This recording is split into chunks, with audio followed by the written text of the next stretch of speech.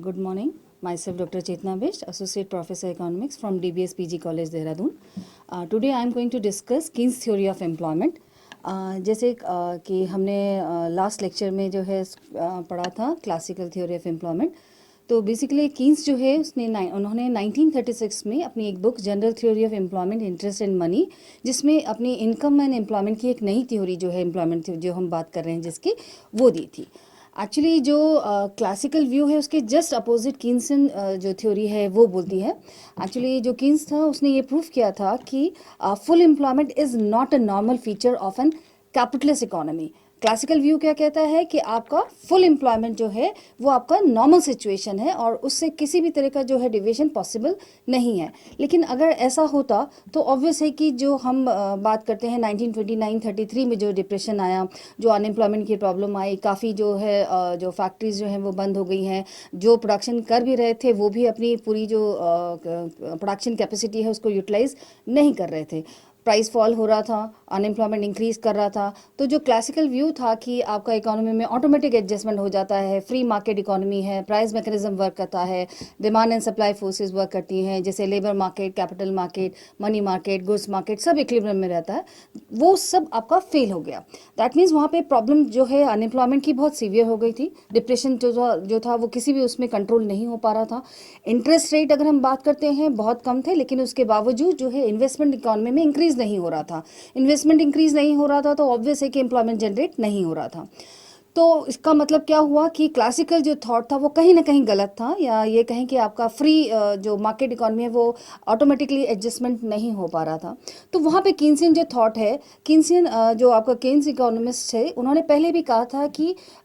Free economy नहीं होता है, या ये कहें कि गवर्नमेंट को कहीं ना कहीं इंटरफेरेंस करना पड़ेगा तभी आपका जो है इक्विलिब्रियम होता है. तो यहाँ पे आपका कीन्सियन थॉट कि नहीं, आपका उनका मानना था कि अगर गवर्नमेंट इंटरफेयर करेगी तो आपका ये सिचुएशन जो है वो नॉर्मल हो पाएगी. तो उनका मानना था कि जो ये प्रॉब्लम आई है वो इसलिए आई है because of deficiency of demand. तो यहाँ पे अगर हम बात करते हैं तो कीन्सियन थॉट जो है वो कहता है कि इकोनॉमी में हमेशा अंडर एम्प्लॉयमेंट इक्विलिब्रियम होता है, फुल एम्प्लॉयमेंट नहीं होता है, बिकॉज मार्केट फोर्सेस कहीं ना कहीं जो है उस वहाँ तक नहीं पहुँच पाती हैं जो हम कहते हैं फुल एम्प्लॉयमेंट लेवल तक.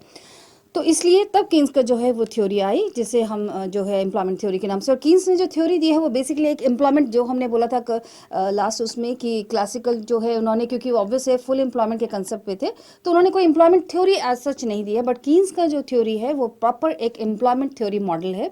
और इसमें अगर हम बात करते हैं कीन्स का, जैसे हमने बोला कि एक शॉर्ट रन थ्योरी थी, because Keynes assume that the amount of capital, the size of population and the labour force, technology, efficiency of labourers etcetera do not change. That means अगर इन चीज़ों में चेंज नहीं आता है तो ऑब्वियस है कि हम इसको कांस्टेंट लेते. तो उसने बोला कि नहीं, हमें, और उसका जो कीन्स का व्यू था कि in long run we all are dead. That means आपका दीर्घकाल में हम सब मर जाते हैं, तो हमें ऐसे सिद्धांत की ज़रूरत है जो प्रेजेंट सिचुएशन में जो क्राइसिस है उसको सॉल्व कर सके. और जिस समय आपका जो कीन्सियन थ्योरी आई वो सिचुएशन था जब इकोनॉमी में जो है रिसेशन था, डिप्रेशन की प्रॉब्लम थी, अनएम्प्लॉयमेंट की प्रॉब्लम थी. तो उससे हमें एक लॉन्ग रन मॉडल की ज़रूरत नहीं थी, हमें ज़रूरत थी शॉर्ट रन मॉडल की, जो उस सिचुएशन से इकोनॉमी को बाहर निकाल सके.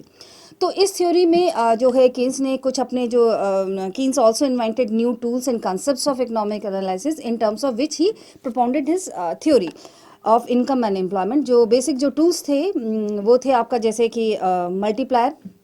मल्टीप्लायर जो हमने बात किया था कि मल्टीप्लायर जो है बेसिकली क्या होता है आपका, k is equals to delta Y upon delta I, जहाँ पे ये मल्टीप्लायर जो है वो क्या बताता है कि इन्वेस्टमेंट में चेंज आने से इनकम में कितना चेंज आएगा. वो उसने बोला कि इन्वेस्टमेंट में अगर आप चेंज करते हो तो इनकम में जो चेंज आता है वो k टाइम्स आता है. और उसने मल्टीप्लायर को जो है वो रिलेट किया आपका MPC से, मार्जिनल प्रोपेंसिटी टू कंज्यूम, कि MPC की वैल्यू जितनी ज़्यादा होगी आपका मल्टीप्लायर की वैल्यू भी उतनी ही ज़्यादा होगी. इसमें जैसे उसने मल्टीप्लायर का जो वैल्यू रखा था वो बिटवीन 1 एंड इन्फिनिटी है, कि अगर कंजम्पशन 1 है तो मल्टीप्लायर की वैल्यू इन्फिनिटी है, अगर कंजम्पशन 0 है तो ऑब्वियस है कि मल्टीप्लायर की वैल्यू 1 है. यानी MPC यानी मार्जिनल प्रोपेंसिटी टू कंज्यूम जो है वो बिटवीन 0 एंड 1 रहता है, और मल्टीप्लायर जो है वो आपका 1 और इन्फिनिटी के बीच में रहता है. तो एक इंपॉर्टेंट टूल जो था वो मल्टीप्लायर था, बिकॉज मल्टीप्लायर इफेक्ट ने ये बताया कि अगर गवर्नमेंट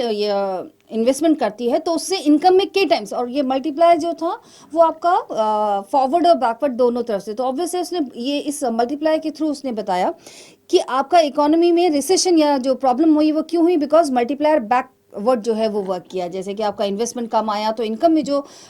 कम आया वो उसी अमाउंट में नहीं आया जितना इन्वेस्टमेंट में कमी आई, उसमें वो के टाइम्स था। तो अगर मान लो कि के की वैल्यू हम मान के चलते हैं 2, तो उसने बोला कि अगर इन्वेस्टमेंट में -100 आप करते हो तो -100 multiply by 2 is equals to -200। That means income में जो फॉल होगा वो -200 होगा। तो हम ये मान के चलें कि इन्वेस्टमेंट में जितना कमी आई इनकम में उतनी कमी आएगी, ऐसा नहीं हुआ, और इस वजह से हमारे पास जो ये अनएम्प्लॉयमेंट की प्रॉब्लम है वो आई। दूसरा एक इंपॉर्टेंट था, उसने एमपीसी जो हम इससे पहले बात कर रहे थे, मार्जिनल प्रोपेंसिटी टू कंज्यूम, इसके लिए उसने अपना एक कंजम्पशन फंक्शन दिया जिसमें उसने यानी उपभोग फलन जिसे हम कहते हैं और मल्टीप्लायर को हम गुणक कहते हैं। तो जो कंजम्पशन फंक्शन था वो बेसिकली आपका shows functional relationship between income and consumption, यानी आपका उपभोग और आय के बीच में फलनात्मक संबंध को बताता है। तो उसमें उसने बताया कि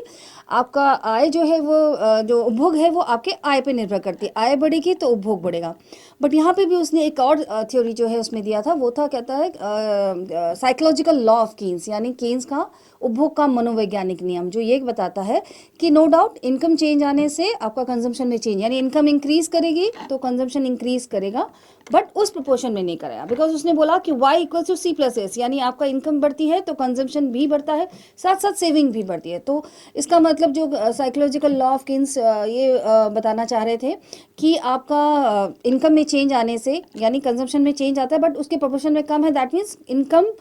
और कंजम्पशन में कंजम्पशन हमेशा इनकम से पीछे ही रहता है। दूसरा उसने मार्जिनल एफिशिएंसी ऑफ कैपिटल, जो कि आपका जो था कि जो भी कैपिटल हम इन्वेस्टमेंट करते हैं उसमें जो रिटर्न जितना मिलेगा वो आपका एमईसी की वैल्यू पर डिपेंड करता है। दूसरा आपका लिक्विडिटी प्रेफरेंस, जो हमने तरलता अधिमान जिसे हम कहते हैं, कि उसने बोला कि मनी की डिमांड, उसने 3 मोटिव्स बताए हैं, ट्रांजेक्शन, प्रिकॉशनरी और स्पेकुलेटिव मोटिव, जिसमें हम इसको पढ़ते हैं L1 + L2। L1 बेसिकली आपका ट्रांजेक्शन और प्रिकॉशनरी, जो आपका जो L1 है is a function of income, यानी इनकम बढ़ेगी तो L1 मोटिव के लिए डिमांड बढ़ती है। L2 जो स्पेकुलेटिव मोटिव है बहुत इंपॉर्टेंट है बिकॉज वो is a function of interest rate, यानी ब्याज की दर, यानी अगर इंटरेस्ट रेट ज़्यादा होगा तो आपका स्पेकुलेटिव मोटिव के लिए जो डिमांड है वो कम हो जाती है, और इंटरेस्ट रेट कम होता है तो स्पेकुलेटिव मोटिव के लिए डिमांड बढ़ जाती है।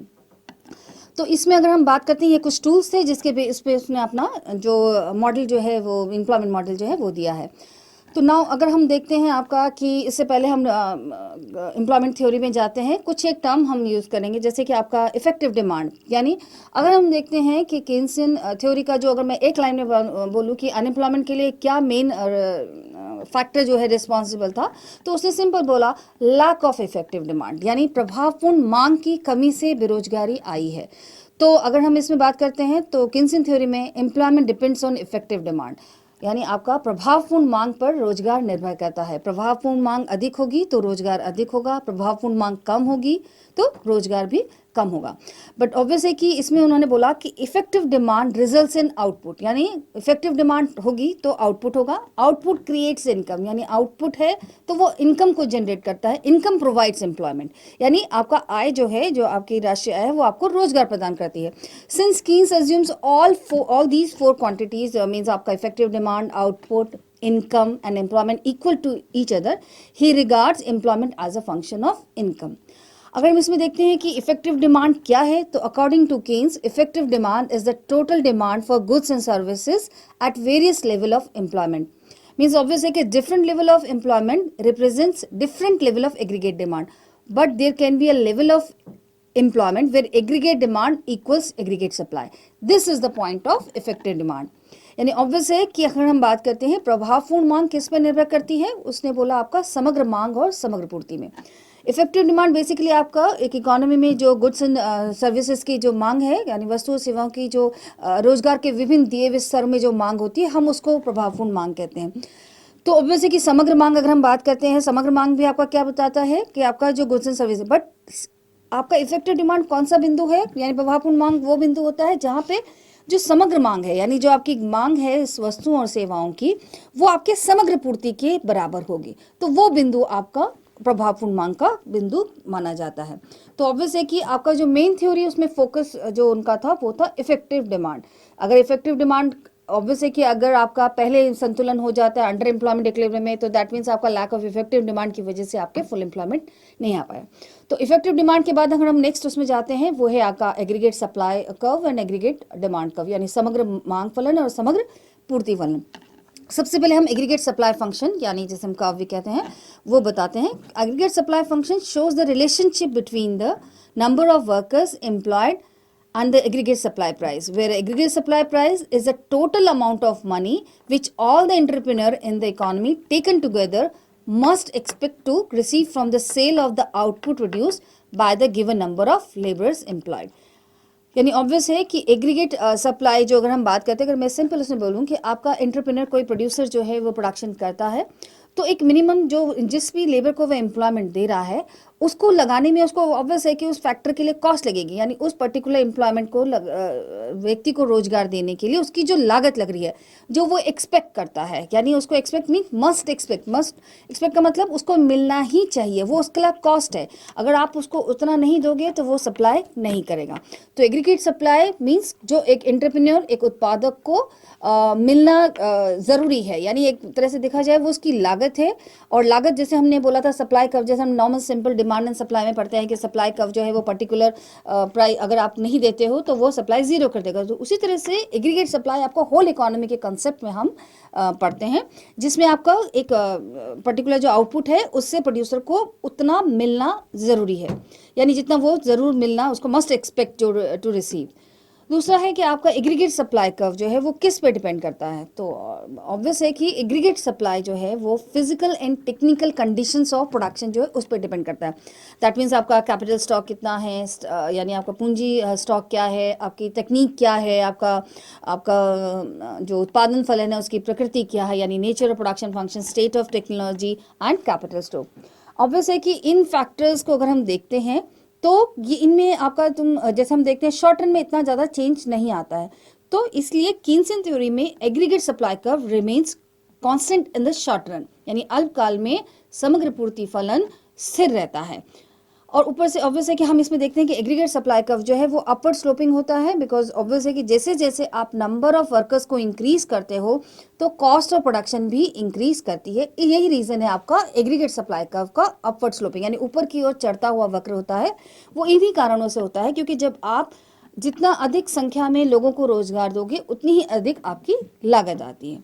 बट यहाँ पे एक और इम्पॉर्टेंट चीज़ है कि हमने बोला कि वो कांस्टेंट है बिकॉज शॉर्ट रन में उसमें चेंज नहीं आता है। एक और इम्पॉर्टेंट रीज़न जिसमें कि हम इसको मानते हैं कि एग्रीगेट सप्लाई कर्व जो है वो कांस्टेंट रहता है कीन्सन थ्योरी में, बिकॉज जिस समय ये थ्योरी आई थी उस समय प्रॉब्लम एग्रीगेट सप्लाई की तो थी ही नहीं, क्योंकि एग्रीगेट सप्लाई अगर मैं बात करती हूँ तो आपकी प्रोडक्शन कैपेसिटी उस समय ऑब्वियस है कि बहुत ज़्यादा थी, ओवर प्रोडक्शन हो रखा था। तो उस समय क्योंकि एग्रीगेट सप्लाई में अगर हम चेंज करते हैं that means we are changing production capacity of an economy, but उस समय जो सिचुएशन है वो आपको प्रोडक्शन कैपेसिटी को चेंज करने की तो थी नहीं, अति उत्पादन हो रखा था, उत्पादन बहुत ज़्यादा था, बिक नहीं रहा था। तो उस समय वो बिक नहीं रहा था मीन्स वो प्रोडक्शन जो है ओवर प्रोडक्शन हो चुका था। तो इसका मतलब है उस समय ज़रूरत किस चीज़ की थी, मांग की। तो इसलिए उन्होंने अपना बजाय इसके कि एग्रीगेट सप्लाई पे फोकस करने के लिए उन्होंने उस चीज़ पे फोकस किया जो कि उस ओवर प्रोडक्शन को बेचने के लिए ज़रूरी था, वो था आपका इकोनॉमी में डिमांड होना। तो नेक्स्ट आता है इसमें अगर हम बात करते हैं एग्रीगेट डिमांड फंक्शन। तो एग्रीगेट डिमांड कर्व जो है वो basically shows for each possible level of employment the total sum of money which all the firms और entrepreneur in the economy actually expect to receive from the sale of output produced by those workers employed in the economy। Means aggregate demand basically जो आप profit है, जैसे मान लो कि cost इतना लगा, आपका 5 लगा और आपका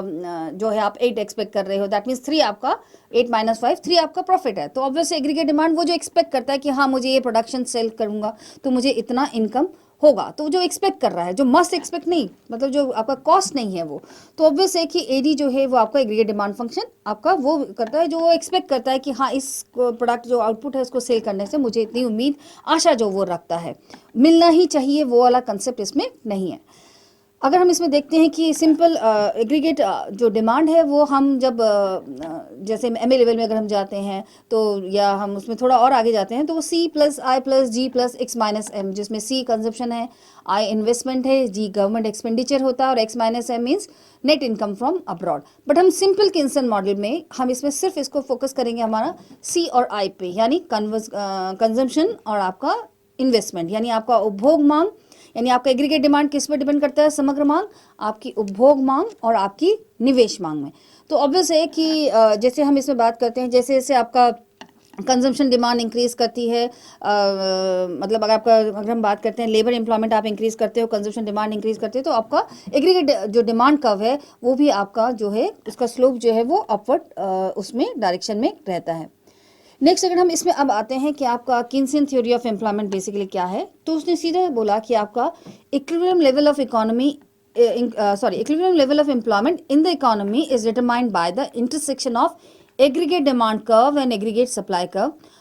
But according to Keynes, it is not necessary that equilibrium level of employment is always at full employment. जैसे कि अगर आप फिगर 1 में आप देखोगे कि जो एम्प्लॉयमेंट हो रहा है, वो जो इक्विलिब्रियम हुआ है वो ई पॉइंट पे हुआ है, बट ई जो है वो आपका full employment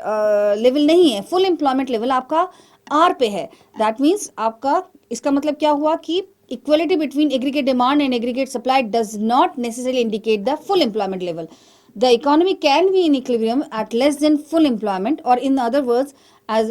under employment equilibrium. तो अगर हम फिगर 1 को देखते हैं तो क्लियरली ये पता चलता है कि आपका इकोनॉमी और एक्चुअल सिचुएशन जो उस समय थी, जो आपका जब ये किन्सन मॉडल आया, वो यही सिचुएशन थी कि आपका सप्लाई ज़्यादा थी और आपका एग्रीगेट डिमांड जो है वो और अंडर एम्प्लॉयमेंट इक्विलिब्रियम हुआ, जिसकी वजह से इनवॉलेंट्री आपका जो अनएम्प्लॉयमेंट हुआ। इनवॉलेंट्री मीन्स आपको जो हमने बताया था कि आपकी अनैच्छिक, यानी लोग एग्जिस्टिंग वेज लेवल पे काम करना चाहते हैं लेकिन उन्हें काम नहीं मिल रहा है, तो वो आपका लैक ऑफ जो है, या हम कहें कि अंडर एम्प्लॉयमेंट इक्विलिब्रियम हो गया, इफेक्टिव डिमांड का जो इंटरसेक्शन हुआ है एडी और एएस के थ्रू, वो आपका ई पॉइंट पे हो गया है। तो ऑब्वियसली इस प्रॉब्लम को सॉर्ट आउट करने के लिए हमें क्या ज़रूरत है, हमने बोला कि एएस में हम चेंज नहीं कर सकते हैं, because effective demand depends on aggregate supply and aggregate demand, यानी आपका प्रभावपूर्ण मांग किस पर निर्भर करता है, समग्र मांग पे और समग्र पूर्ति पे। हम मान चुके हैं कि समग्र पूर्ति में अल्पकाल में परिवर्तन नहीं है या वो स्थिर है, हम उसको परिवर्तित नहीं करते हैं, तो यानी आप चेंज किस में करोगे, आप परिवर्तन किस में लाओगे, समग्र मांग पे, यानी एडी को हम चेंज करेंगे। तो ऑब्वियस है कि इसका मतलब क्या हुआ कि in Keynesian theory of full employment equilibrium can be achieved when through increase in consumption और इंक्रीज इन इन्वेस्टमेंट डिमांड, और बाय इंक्रीजिंग बोथ मतलब कंजम्पशन और इन्वेस्टमेंट दोनों को, aggregate demand curve shifts upward so that it intersects the aggregate supply curve at full employment equilibrium level. यानी अगर हम figure 2 पे जाते हैं तो आपका जैसे हमने बोला अंडर एम्प्लॉयमेंट इक्विलिब्रियम कहाँ पे हुआ, ई पे, और जब हम एडी को चेंज करते हैं, एडी को हमने कैसे चेंज किया, by increasing consumption and by increasing investment, आपका एडी जो है वो शिफ्ट होता है, और आर जो कि आपका फुल एम्प्लॉयमेंट इक्विलिब्रियम है उस पर इकोनॉमी पहुंचती है। अब ये हो गया कि हाँ हमको चेंज करना है, फुल एम्प्लॉयमेंट इक्विलिब्रियम कैसे आएगा आपको एडी को चेंज करना पड़ेगा, बट एडी को जो चेंज करना है वो किस पर डिपेंड करता है, आपका कंजम्पशन डिमांड और इन्वेस्टमेंट डिमांड पे। अब नाउ सबसे पहले हम देखते हैं कि आपका कंजम्पशन डिमांड जो है वो किस पे डिपेंड करती है। तो इसमें सीधा सीधा है कि कंजम्पशन डिमांड जो है कि जैसे आप फिगर 3 पे अगर हम देखते हैं कि एम्प्लॉयमेंट एंड आउटपुट जो है वो एग्रीगेट इफेक्टिव डिमांड जो है वो आपका, तो कंजम्पशन डिमांड जो है वो डिपेंड करती है आपकी दो चीज़ों पे, income and propensity to consume. पहले हम लेते हैं प्रोपेंसिटी टू कंज्यूम। जैसे हम कंजम्पशन फंक्शन के चैप्टर में आपने पढ़ा होगा कि कंजम्पशन जो है वो या एमपीसी जो है वो बेसिकली कुछ सब्जेक्टिव एंड ऑब्जेक्टिव फैक्टर्स पे डिपेंड करती है, जिनमें शॉर्ट टर्म में कोई चेंज नहीं आता, बिकॉज आपका जो कंजम्पशन हैबिट है वो सब चीज़ें जो हैं वो आपका इतना जल्दी चेंज नहीं होता है, तो हम इसमें कोई चेंज नहीं कर सकते हैं बिकॉज किन्सन मॉडल एक शॉर्ट टर्म मॉडल है, तो ऑब्वियस है कि हम इसको चेंज नहीं कर सकते हैं शॉर्ट टर्म में। दूसरा आता है इनकम। नो डाउट इनकम में अगर आप चेंज करते हो तो आपका कंजम्पशन जो है चेंज होता है, बट इनकम हमेशा कंजम्पशन से आगे रहता है, जो हमने बोला कि बिकॉज ऑफ कीन साइकोलॉजिकल ऑफ कंजम्पशन। तो इसका मतलब क्या हुआ कि आपका इनकम आगे है, तो हम इसके थ्रू भी कंजम्पशन, यानी हमको जो जंप चाहिए, जो एडी में जो शिफ्ट चाहिए, वो हम थ्रू कंजम्पशन नहीं कर सकते हैं, बिकॉज इस समय वो प्रॉब्लम थी कि आपके पास इनकम कंजम्पशन करना चाहते थे, एक्सेस प्रोडक्शन था, लेकिन इनकम इतनी नहीं थी। अगर आप इनकम जनरेट भी करते तो कंजम्पशन से हम वो चेंज नहीं ला सकते, तो उसने बोला नहीं, इन्वेस्टमेंट को हम चेंज करते हैं। नेक्स्ट अगर हम इन्वेस्टमेंट पे आते हैं तो इन्वेस्टमेंट किस पे डिपेंड करता है, आपका रेट ऑफ इंटरेस्ट और मार्जिनल एफिशिएंसी ऑफ कैपिटल, यानी आपका जो निवेश मांग है वो निर्भर करती है आपकी ब्याज की दर और मार्जिनल एफिशिएंसी ऑफ कैपिटल। इसमें कैसे करेगी, आइदर आपको इन्वेस्टमेंट को बढ़ाना है तो आपको ब्याज की दर को कम करना पड़ेगा, और marginal efficiency of capital means expected return, ये जो आप प्रत्याशित आय जो है, जो हम किसी भी निवेश से जो हम आशा करते हैं कि हमको जो प्रतिफल मिलेगा उसको बढ़ाना है, यानी आपको आइदर एमईसी को बढ़ाना है या आपको रेट ऑफ इंटरेस्ट को कम करना है, तो आपकी निवेश मांग जो है वो बढ़ जाएगी। और निवेश जो ब्याज की दर है यानी रेट ऑफ इंटरेस्ट है वो किस पे डिपेंड करती है, मनी सप्लाई पे और लिक्विडिटी प्रेफरेंस पे यानी तरलता अधिमान और मुद्रापूर्ति पे। एमईसी किस पे डिपेंड करती है, आपकी कॉस्ट ऑफ कैपिटल पे और आपका प्रोस्पेक्टिव प्रॉफिट्स यानी आपका प्रत्याशित है। यहाँ पे उसने कहा कि रेट ऑफ इंटरेस्ट में हम इसलिए बिकॉज समवट उसने बोला कि इज मोर और लेस स्टिकी बिकॉज इसलिए कि जिस समय ये प्रॉब्लम आई थी रिसेशन की उस समय ऑलरेडी इकोनॉमी में रेट ऑफ इंटरेस्ट जो है वो बहुत कम था, बट फिर भी इन्वेस्टमेंट नहीं हुआ। दूसरा कि हम ने कल जैसे पढ़ा था कि आपका लिक्विडिटी ट्रैप की प्रॉब्लम मीन्स मनी डिमांड वो एकदम परफेक्ट इलास्टिक है, तो हम मनी सप्लाई को इंक्रीज करेंगे भी तो भी रेट ऑफ इंटरेस्ट में कोई कमी नहीं आएगी। दैट मीन्स जो मेन जो अगर हम बात करते हैं कि आपका जो इन्वेस्टमेंट डिमांड में जो सीवियर जो हम कहते हैं कि आपका जो फ्लक्चुएशन लाने में के लिए रिस्पॉन्सिबल है वो आपका एमईसी है। एमईसी आपका बेसिकली डिपेंड करता है कॉस्ट ऑफ कैपिटल जिसमें शॉर्ट टर्म में इतना चेंज नहीं आता। प्रोस्पेक्टिव प्रॉफिट्स यानी आपका प्रोस्पेक्टिव प्रॉफिट्स मीन्स आपको उस पर्टिकुलर निवेश से आपको कितनी आय मिल रही है। अगर हम ये देखते हैं कि उस समय जो रिसेशन आया, जो अनएम्प्लॉयमेंट की प्रॉब्लम आई, ऑब्वियस है कि एक बार जब प्राइस फॉल होना स्टार्ट हुआ, प्रॉफिट गिरने लगा, तो वो जो था कि आपको जो एक्सपेक्टेड रिटर्न जो है वो आपका यानी पेसिमिस्ट जिसे हम कहते हैं निराशावादी माहौल था, तो उस समय आपका जो निवेश कम होने का कारण था वो यही था। यानी अगर आप ऑप्टिमिस्टिक है एंटरप्रेन्योर तो वो आपको हाई इंटरेस्ट रेट पे भी या कैपिटल प्राइस आपका बढ़ भी जाए तो भी वो इन्वेस्टमेंट करता है, बिकॉज उसे ये आशा रहती है। जैसे हम इन्फ्लेशन की प्रॉब्लम यानी मुद्रास्फीति के समय में हम क्या देखते हैं, क्योंकि उस समय कीमतें बढ़ रही हैं तो वो आशावादी रहते हैं, ऑप्टिमिस्टिक है, मीन्स कि उनको मालूम है कि मैं कोई भी निवेश करूंगा लागत बढ़ रही कुछ नहीं होता क्योंकि कीमत भी बढ़ रही है, तो वो निवेश करते हैं। तो बेसिकली आपका एमईसी है जिस पे आपका इन्वेस्टमेंट डिमांड जो है वो डिपेंड करती है। अब अगर हम इसके इतना करने के बाद अगर हम बात करते हैं तो ऑब्वियस है कि उसने बोला कि नहीं कि आपको जो है इन्वेस्टमेंट, अगर हम देखते हैं कंजम्पशन से ज़्यादा उसने इन्वेस्टमेंट पे फोकस किया। तो अगर हम इसमें कंप्लीट एक मॉडल बनाते हैं कि हाँ कि आपका एमएस में जो है चेंज आता है, जैसे फिगर 4 में आप देखोगे कि गवर्नमेंट जो है वो आपका मनी सप्लाई को चेंज करती है। मनी सप्लाई को चेंज करने के बाद वो आपका जो है रेट ऑफ इंटरेस्ट को कम करती है। रेट ऑफ इंटरेस्ट कम होता है तो आपका हम ये एजम्पशन लेके चलते हैं कि नहीं आपका जो इकोनॉमी है उसमें प्राइवेट इन्वेस्टर्स जो है वो आगे आएंगे, तो इन्वेस्टमेंट कम, रेट ऑफ इंटरेस्ट कम होता है तो आपका इन्वेस्टमेंट इंक्रीज होता है। इन्वेस्टमेंट इंक्रीज होता है तो आपका एग्रीगेट एक्सपेंडिचर का जो मॉडल है जिसमें हम C+I करते हैं उसमें आपका अपवर्ड शिफ्ट होता है, जिससे आपका जो अगर हम बात करते हैं फुल एम्प्लॉयमेंट इक्विलिब्रियम होता है। बट यहाँ पे एक पॉइंट ये था कि अगर हम देखते हैं कि अगर ऐसा होता कि निवेश जो है बढ़ जाता, तो उसने कहा केन्स ने कि नहीं, ऑब्वियस है कि यहाँ पे गवर्नमेंट को जो है वो इंटरफेयर करना पड़ेगा। यानी गवर्नमेंट को इंटरफेयर करना पड़ेगा मतलब यहाँ पे गवर्नमेंट को आगे आके इन्वेस्टमेंट करना पड़ेगा, चाहे उसके लिए उसके बाद कुछ काम करने के लिए ना हो तो उसने सिंपल सा बोला था कि आप गड्ढे खोदिए उसको भरवाइए, अगर आपके पास काम नहीं है देने के लिए या कुछ इस तरह से करने के लिए। तो वहाँ पे उसने बोला कि नहीं, सरकार को आगे आना चाहिए, क्योंकि प्राइवेट इन्वेस्टमेंट जो है वो बेसिकली अगर हम देखते हैं इंड्यूस और ऑटोनमस इन्वेस्टमेंट, दो तरह के इन्वेस्टमेंट होते हैं निवेश। तो हम ये एक्सपेक्ट कर रहे हैं कि आप मनी सप्लाई में चेंज करके हम रेट ऑफ इंटरेस्ट को कम करके induce investment, but induce investment MEC पे भी डिपेंड करता है और उस समय जो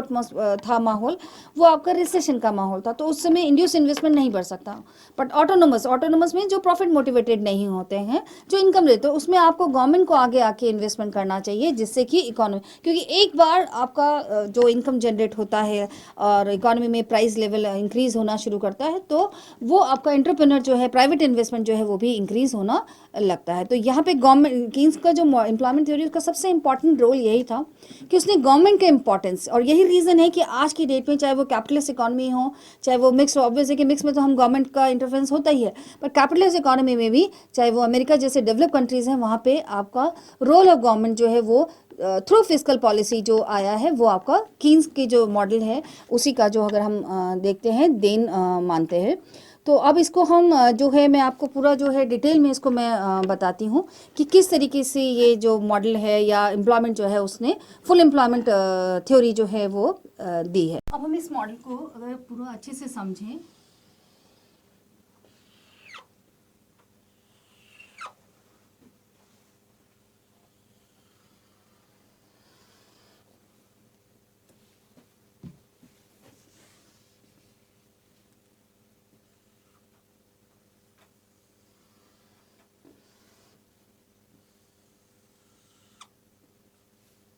ये आपका एग्रीगेट सप्लाई हो गया, ये हमारा एग्रीगेट डिमांड हो गया, ठीक है। ये आपका एम्प्लॉयमेंट अगर हम बात करते हैं यहाँ पे आपका नंबर एम्प्लॉयमेंट जो है इसको हम यहाँ लिखते हैं एम्प्लॉयमेंट।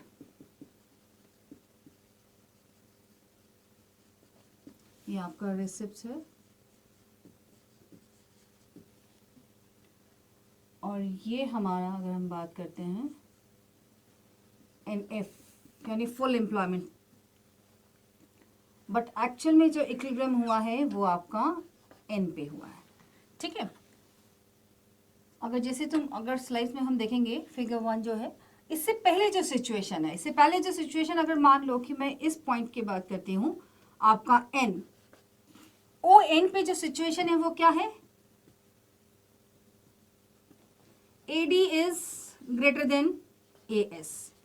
मीन्स अगर मैं इसको बात करती हूँ OH, यानी OH आपका एग्रीगेट डिमांड कितना है OH, और आपका एग्रीगेट सप्लाई यानी OC, यानी ये कॉस्ट है इस एम्प्लॉय, यानी आपका एग्रीगेट सप्लाई का बेसिकली क्या बताता है कि ON नंबर ऑफ वर्कर्स है, उनको जो आपने एम्प्लॉयमेंट दिया है उसके लिए जो आपकी कॉस्ट लगी है, यानी ये आपको मिलना ही मिलना है, यानी कितना मिलना ही मिलना चाहिए वो है आपका OC। और OH आपको क्या बताता है, वो जितना एक्सपेक्ट करता है कि आपका उस कॉस्ट के ऊपर जो है, तो ऑब्वियसली यहाँ पे उसके लिए बेनिफिशियल है कि वो आपका एम्प्लॉयमेंट और दे। वो कंटिन्यूस आपको कब तक देता रहता है ON पे। जो आपका क्लासिकल मॉडल है वो कहता है कि इक्विलिब्रियम जो है वो यहाँ पे, यानी कि इकोनॉमी हमेशा, अगर मैं इसको E1 देती हूँ E1 पे रहती है यानी फुल एम्प्लॉयमेंट पे, बट किन्सी थ्योरी क्या कहती है कि नहीं, आपका अंडर एम्प्लॉयमेंट इक्विलिब्रियम होता है, और वो पॉइंट था आपका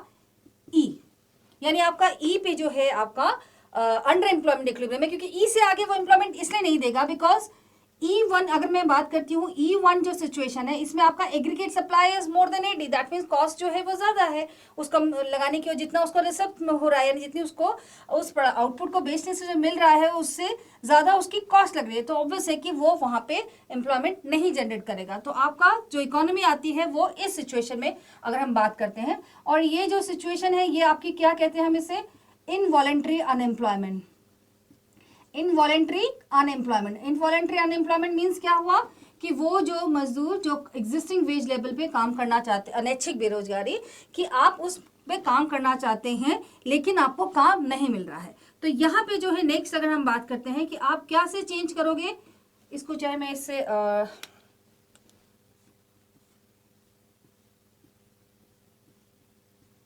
ये आपका AD1 पे मैंने चेंज, एक चीज याद रखना हमेशा कि जब हम AD में शिफ्ट करते हैं, यानी जिस पर्टिकुलर पॉइंट पे मैंने AD पे शिफ्ट किया है, दैट मीन्स मैंने आपको फुल एम्प्लॉयमेंट, यानी E1 पे मैं आपको बता रही हूँ कि फुल एम्प्लॉयमेंट है, ये ध्यान रखना बेटा। इसके बाद कभी भी एज जो है वो अपवर्ड स्लोपिंग नहीं, एक स्ट्रेट लाइन होना चाहिए, बिकॉज फुल एम्प्लॉयमेंट इक्विलिब्रियम का मतलब क्या हुआ कि जितना पोटेंशियल आउटपुट था उतना प्रोडक्शन हो गया है, और आपके ईच एंड एवरी फैक्टर जो है उसको रोजगार मिल गया है। यानी अगर हम E1 के बाद अगर आप इसको इस तरीके से, अगर हम सप्लाई कर्व को ऐसे ही अपवर्ड स्लोपिंग, दैट मीन्स आप आउटपुट इंक्रीज कर रहे हो, जो कि पॉसिबल नहीं है। तो जब हम इस इक्विलिब्रियम को पढ़ते हैं तो E1 के बाद आपका एस जो है वो परपेंडिकुलर होना जरूरी होता है। तो E1 पे यानी AD में जो है वो चेंज किया है, यानी AD में क्या चेंज किया है उन्होंने, AD को शिफ्ट किया है। AD को शिफ्ट हमने कैसे किया, मैंने बोला कंजम्पशन एंड इन्वेस्टमेंट में चेंज करके हम लोगों ने इसको जो है शिफ्टिंग हमने की है। अब यहाँ पे एक प्रॉब्लम आती है कि ये इनवॉलेंट्री अनएम्प्लॉयमेंट जो आया है उसके लिए मेन रीजन क्या था। जैसे हमने क्लासिकल मॉडल में जो है वो पढ़ा था, क्लासिकल मॉडल में हमने क्या पढ़ा था कि through price and wage flexibility जो है वो आपका फुल एम्प्लॉयमेंट जो है वो हमारा रहता है, लेकिन एक्चुअल में जो है वो ऐसा नहीं हुआ। क्यों नहीं हुआ और क्या हुआ वो मैं अभी बताती हूँ आपको कि ये अनएम्प्लॉयमेंट जो इनवॉलेंट्री अनएम्प्लॉयमेंट हुआ उसका मेन रीजन क्या था। ये है रियल JNP, ये आपका प्राइस लेवल यानी कीमत स्तर,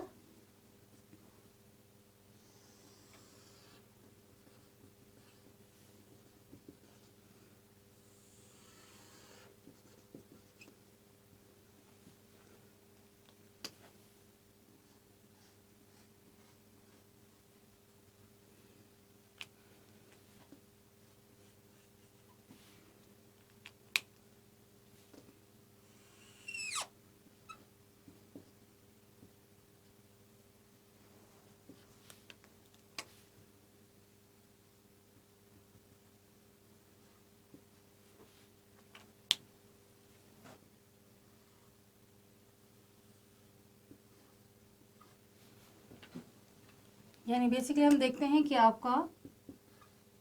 जो सिचुएशन आई थी वो आपकी ये थी।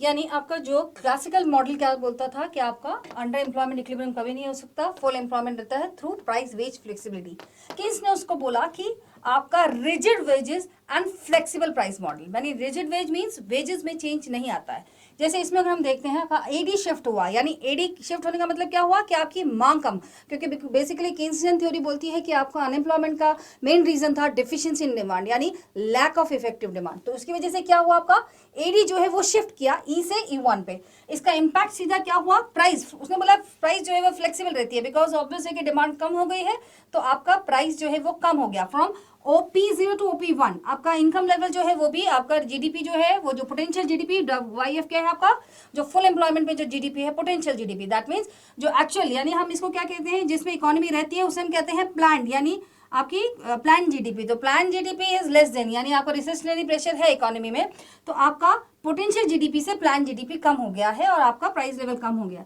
उसने बोला नो डाउट प्राइस जो है वो फ्लेक्सिबल रहती है, बट आपका जब हम लेबर मार्केट में अगर हम आते हैं, यानी लेबर मार्केट में क्या है आपका, ये आपका डिमांड ऑफ लेबर और ये सप्लाई ऑफ लेबर है, जो क्लियरली बता रहा है कि आपका, हमने बोला था यहाँ पे रियल वेजेस है, यहाँ पे ये आपका एम्प्लॉयमेंट है, ठीक है, ये रियल वेजेस है यहाँ पे। तो ऑब्वियसली कि रियल वेजेस में तुम देखोगे कि जब आपका प्राइस लेवल कम होता है तो रियल वेजेस इंक्रीज कर जाती हैं, तो रियल वेजेस जो है वो इंक्रीज हो गई हैं। तो यहाँ पे जो हमारा क्लासिकल व्यू वो क्या कहता था कि आपका क्या, आप रियल वेजेस इंक्रीज हो गई है, आप नॉमिनल वेजेस को कम कर दीजिए और आप ई पे आ जाइए अगेन, तो फुल एम्प्लॉयमेंट हो गया। बट उन्होंने कहा नहीं, बिकॉज जो उसका मॉडल है वो ये कहता है कि आपका जो वेजेस होती हैं वो रिजिड होती हैं। रिजिड के लिए उसने कई रीज़न बताया कि आपका एक्चुअली उन लोग को रियल वेजेस में कम हो जाए या ज़्यादा हो जाए, यानी अगर मान लो कि यहाँ पे हमने प्राइस को बढ़ा दिया तो रियल वेजेस कम हो जाएगी, उससे वर्कर्स को कोई फ़र्क, एक इल्यूजन में रहते हैं कि नहीं, उनको ये लगता है कि नहीं मेरी मतलब 100 रुपीज़ मुझे मिल रहे हैं, मुझे उसका वैल्यू, उनको लगता था कि 100 रुपीज़ जो है वो फिक्स है वैल्यू। तो अगर आप उसको 100 से, अगर आपका इन्फ्लेशन आता है, उनका रियल वेजेस कम, उससे कोई मतलब, उनको बस वो 100 रुपये मिलना चाहिए उन्हें। अगर आप 100 रुपये का 80 रुपये कर दोगे उन्हें प्रॉब्लम है। तो उनका मतलब था कि आप नॉमिनल वेजेस को आप नहीं कम कर सकते हो, रियल वेजेस से उन्हें कोई फर्क नहीं पड़ता। दूसरा उसने कहा कि कभी भी जब हम एम्प्लॉयमेंट जब भी किसी को देते हो, एक कॉन्ट्रैक्ट होते हैं कि आपका 1 साल तक जो है वेजेस में चेंज नहीं आएगा, तो वो उस कॉन्ट्रैक्ट के चलते और दूसरा आपका जो है कि ऑब्वियस है कि आप आसानी से जो मिनिमम वेज एक्ट वगैरह हैं उसके चलते आप इकोनॉमी में वेजेस में इतना जितना वो फ्लेक्सिबिलिटी क्लासिकल मॉडल कहता है वो नहीं होता है। और यही रीज़न था आपका जो ये अनएम्प्लॉयमेंट, जो ए बी जो है वो गैप है। ए बी क्या बता रहा है आपको, एक्सेस सप्लाई, यानी excess supply of labour. Excess supply of labour means आपका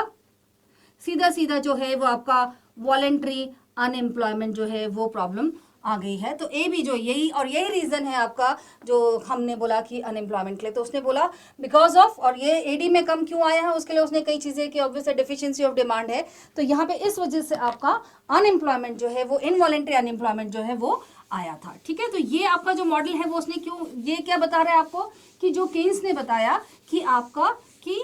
जो जो क्लासिकल व्यू था कि आपका वेजेस फ्लेक्सिबल रहती हैं, प्राइस फ्लेक्सिबल रहते हैं, वेजेस जो है वो रिजिड है, तो इसे हम कहते हैं rigid wage and flexible price model of Keynesian theory. Next अगर हम इसको कीन्स का जो कंप्लीट मॉडल है उसको हम बनाते हैं,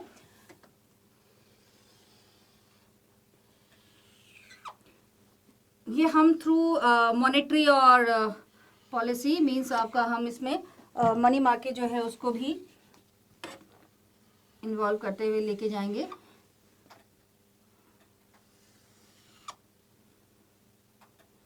ये है आपका demand and supply of money.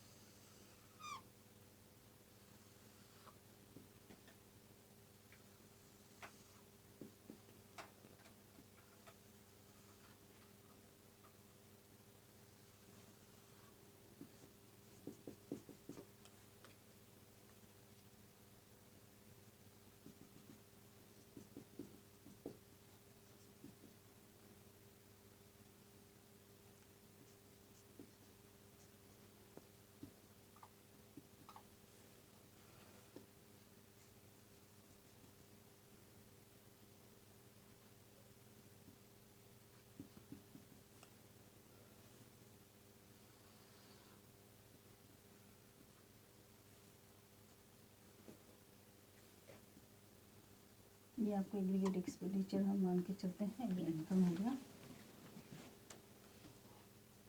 ये आपका इंटरेस्ट रेट है, ये आपका डिमांड एंड सप्लाई ऑफ है।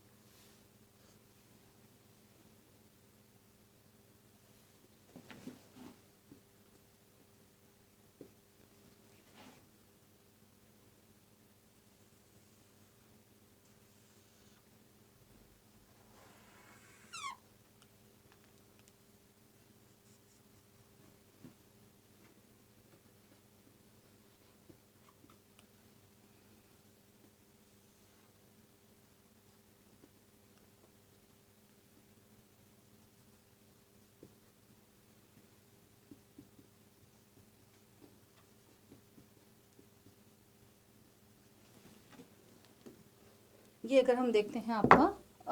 कंप्लीट जो मॉडल है, इसमें आपका क्या है, आपने through increase in money supply, यानी मनी सप्लाई को आप इंक्रीज कर रहे हो। हम यहाँ पे मान के चल रहे हैं कि आपका मनी सप्लाई इंक्रीज हुआ है तो ऑब्वियसली रेट ऑफ इंटरेस्ट कम हुआ। रेट ऑफ इंटरेस्ट कम हुआ तो विद कांस्टेंट एमईसी आपका जो ये अगर हम बात कर रहे हैं, ये आपका इन्वेस्टमेंट जो है वो आपका ओआर से इंटरेस्ट रेट कम हुआ, तो जो आपका इन्वेस्टमेंट है वो ओआई से OI1 हुआ। यानी मनी सप्लाई इंक्रीज करने से आपका इन्वेस्टमेंट, ये आपका मनी की डिमांड है जिसे हम कहते हैं आपका लिक्विडिटी प्रेफरेंस के लिए जो था आपका मनी की डिमांड जो है वो, अगर हम बात करते हैं रेट ऑफ, उसको हमने इसमें चेंज नहीं किया, हमने मनी सप्लाई को चेंज किया। और मनी सप्लाई को चेंज करने का मतलब होता है आप थ्रू मॉनेटरी पॉलिसी, यानी आपका जो सेंट्रल बैंक है वो इकोनॉमी में मनी सप्लाई को चेंज करता है। हम इसको परपेंडिकुलर बनाते हैं बिकॉज वो आपका एक्सटर्नल फैक्टर जो है वो मनी सप्लाई को डिटरमाइन करते हैं।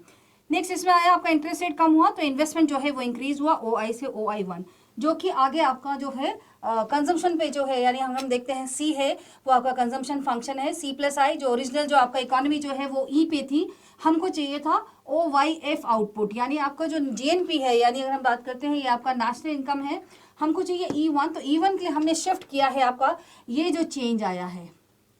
तो यानी आपका अगर हम इसमें देखते हैं, तुम ये देखोगे चेंज जो है वो आपका, अगर हम देखते हैं ABC, ठीक है। तो आपका इन्वेस्टमेंट से जो चेंज आया है मल्टीप्लायर इफेक्ट, वो आपका ए बी है, और बी सी जो है वो आपका कंजम्पशन, बिकॉज जब इनकम बढ़ती है तो कंजम्पशन भी बढ़ता है। तो इन्वेस्टमेंट की वजह से जो चेंज आता है वो ए बी के बराबर है, और बी सी जो है वो आपका जो आपका कंजम्पशन की वजह से है। तो आपका चेंज हुआ और जिसकी वजह से आप फुल एम्प्लॉयमेंट में यानी E1 पे आते हो। ये आपका आउटपुट बता रहा है कि इकोनॉमी पहले ई पे थी और उसके बाद आपका अगर हम इसमें लेते हैं E1, ये आपका output is a function of NKT, technology, capital, stock and number of workers. तो वर्कर्स जो है ऑब्वियसली जैसे जैसे नंबर ऑफ वर्कर्स हम इंक्रीज करते हैं आपका आउटपुट जो है वो इंक्रीज करता है। एक चीज और इसमें मैं बताना चाहूंगी आपका कि सी जो है ये याद रखना, ये आपका सी जो होता है C is equals to alpha plus beta Y. ये आपका अल्फा होता है जो बेसिकली ऑटोनोमस कंजम्पशन, जो इनकम पे डिपेंडेंट नहीं होता है। और इनकम पे डिपेंड नहीं होने का मतलब क्या होता है कि आपका इनकम जीरो है फिर भी कंजम्पशन होता है, इसलिए हम सी को हमेशा जो है वो वाई एक्सिस से स्टार्ट करते हैं। और बीटा बेसिकली आपका एमपीसी है, जो आपका इकोनॉमी में एमपीसी की वैल्यू पे जो है वो सी का जो स्लोप जो आपका डिसाइड करता है वो आपका ये है। तो ये आपका कंप्लीट अगर हम देखते हैं जो मॉडल जो बताता है आपको कि आपका कीन्सियन थ्योरी में हम फुल एम्प्लॉयमेंट पे कैसे पहुंचते हैं। अब अगर हम इसमें हम कीन्सियन मॉडल के थ्रू पॉलिसी इंप्लीकेशंस की बात करते हैं, तो पॉलिसी इंप्लीकेशंस का मतलब वो है कि policy implications of Keynes theory, तो दो पॉलिसीज हैं जिसके थ्रू हम फुल एम्प्लॉयमेंट इक्विलिब्रियम जो है वो ले सकते हैं। वो है आपका मॉनेटरी पॉलिसी और फिस्कल पॉलिसी। तो मॉनेटरी पॉलिसी बेसिकली जो है ऑब्वियस है कि जब हमारा रिसेशन आया था उस समय रेट ऑफ इंटरेस्ट बहुत कम था, फिर भी इन्वेस्टमेंट नहीं हुआ, और उसका मानना था कि बिकॉज आपका मनी की डिमांड जो है एक पर्टिकुलर लेवल के बाद, इंटरेस्ट रेट के बाद परफेक्ट इलास्टिक हो जाती है। तो उसने उसके लिए थोड़ा सा वो कंफ्यूज था कि अगर नहीं कि थोड़ा डाउट था कि इफेक्टिवनेस ऑफ मॉनेटरी पॉलिसी के कंसेप्ट में। लेकिन आगे जो न्यू किन्सियन इकोनॉमिस्ट आए उन्होंने बोला कि नहीं, आपका जो मनी की डिमांड है वो रिलेटिवली इलास्टिक होती है, इसलिए उससे इम्पैक्ट पड़ता है। बट अगर हम इसमें देखते हैं रोल ऑफ किन्सियन थ्योरी, वो है फिस्कल पॉलिसी। आज की डेट में जो हम फिस्कल पॉलिसी को इतना मतलब हम जो इम्पोर्टेंस है वो बिकॉज ऑफ कीन्स है। कीन्स ही वो था जिसने बोला कि नहीं, गवर्नमेंट को इंटरफेयर करना चाहिए, बिकॉज उससे पहले जो क्लासिकल व्यू है वो आपका नो, मतलब वो सीधा सीधा बोलते थे कि गवर्नमेंट को इंटरफेयर नहीं करना चाहिए, वो मिसयूज ऑफ रिसोर्सेज जो है वो करती है। तो फिस्कल पॉलिसी में अगर हम बात करते हैं, टू इंपॉर्टेंट टूल्स हैं, पहला है आपका एक्सपेंडिचर और दूसरा है आपका टैक्सेशन। एक्सपेंडिचर को मैं इसी डायग्राम में बता देती हूँ आपको कि एक्सपेंडिचर को हमने कैसे किया। अगर मैंने इसमें आपको कर दिया C plus I plus G, यानी C प्लस I का मतलब क्या हुआ, इंड्यूस इन्वेस्टमेंट, जो प्राइवेट इन्वेस्टमेंट कर रहा है, और ये मैंने कर दिया G, यानी गवर्नमेंट ने जो एक्सपेंडिचर किया, गवर्नमेंट ने एक्सपेंडिचर किया। तो ऑब्वियस है कि क्योंकि आई में हम ये मान के चलते हैं कि चेंज नहीं आ सकता था, because induce investment profit motivated होता है। तो उस समय जब रिसेशन था उस समय केन्स ने बोला कि नहीं, गवर्नमेंट को आगे आना चाहिए और इन्वेस्टमेंट करना चाहिए। और गवर्नमेंट इन्वेस्टमेंट करती है तो आपका एडी में चेंज आएगा, यानी एग्रीगेट एक्सपेंडिचर जो हम बात करते हैं, या हम इनकम मॉडल एग्रीगेट एक्सपेंडिचर में चेंज आएगा, तो ऑब्वियस है कि आपका फुल एम्प्लॉयमेंट इक्विलिब्रियम होगा। तो ये आपका जो है, अगर हम बात करते हैं एक्सपेंडिचर, गवर्नमेंट एक्सपेंडिचर के थ्रू ये होता है। और अगर हम फिस्कल पॉलिसी में ही जाते हैं थ्रू टैक्सेशन, टैक्सेशन का क्या इंपॉर्टेंस है। टैक्सेशन में उसने बोला कि ऑब्वियस है कि आज की डेट में हम डायरेक्ट टैक्सेस की बात करते हैं। डायरेक्ट टैक्सेस का मतलब क्या हुआ कि डायरेक्ट टैक्सेस जो आपकी सीधा इनकम पे लगते हैं। तो डायरेक्ट टैक्सेस जो है वो आपको किस तरह से क्या इफेक्ट करेंगे। तो डायरेक्ट टैक्सेस जो है वो आपके किस में इफेक्ट करते हैं, कंजम्पशन पे। कंजम्पशन पे किस तरीके से,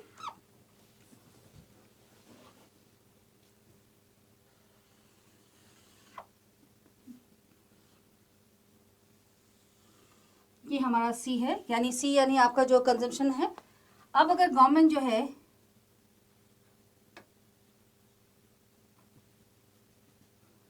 सी आई, यानी अगर मैं बात करूं ई टी, ठीक है, वाई एफ, या हम इसको वाई वो भी कह सकते हैं कि हम इसको मान नहीं रहे हैं, वाई यानी चेंज इन इनकम हुआ है थ्रू चेंज इन, यानी आपका यहाँ पे तुम देखोगे कि कंजम्पशन फंक्शन जो है वो अपवर्ड शिफ्ट कर गया। अपवर्ड शिफ्ट करने का मतलब क्या होता है कि क्यों हुआ, बिकॉज हमने ईटी टैक्स कम किया। डायरेक्ट टैक्स आप कम करते हो तो डिस्पोजेबल इनकम जो है वो इंक्रीज होती है, यानी अगर आप 20% टैक्स लगाते थे, आप 10% का, तो 10% उसकी इनकम इंक्रीज हो गई। तो वो 10% जो इंक्रीज हुई है वो डिस्पोजेबल इनकम है। तो डिस्पोजेबल यानी आपकी प्रयोज्य आय अगर बढ़ती है तो वो सीधा सीधा उपभोग को बढ़ाती है। उपभोग को बढ़ाने का मतलब है कि आपका कंजम्पशन फंक्शन जो है वो फॉरवर्ड शिफ्ट करता है। फॉरवर्ड शिफ्ट करता है तो आपकी इनकम जो है वो OY से बढ़कर आपकी OY1 हो गई। तो ये आपका रोल ऑफ, जिसे हम कहते हैं, यानी ये अगर हम देखते हैं ये आपका एक्सपेंडिचर है, ठीक है,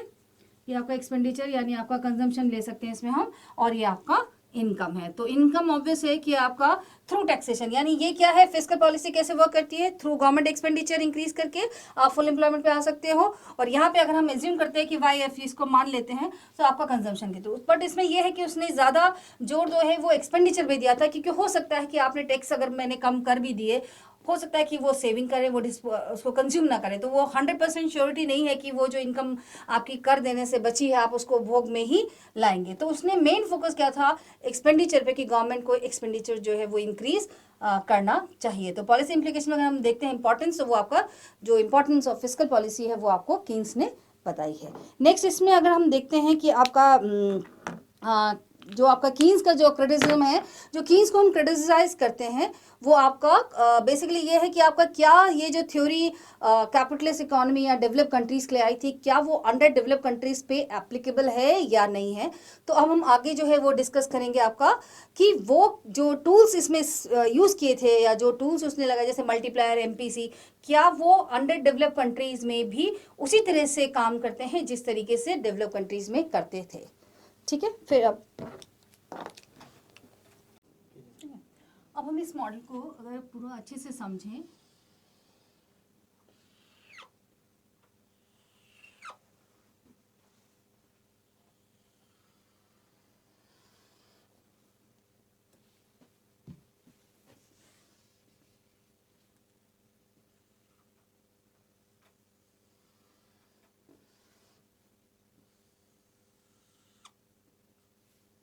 ये आपका एग्रीगेट सप्लाई हो गया, ये हमारा एग्रीगेट डिमांड हो गया। ठीक है, ये आपका एम्प्लॉयमेंट अगर हम बात करते हैं, यहाँ पे आपका नंबर एम्प्लॉयमेंट जो है, इसको हम यहाँ लिखते हैं एम्प्लॉयमेंट।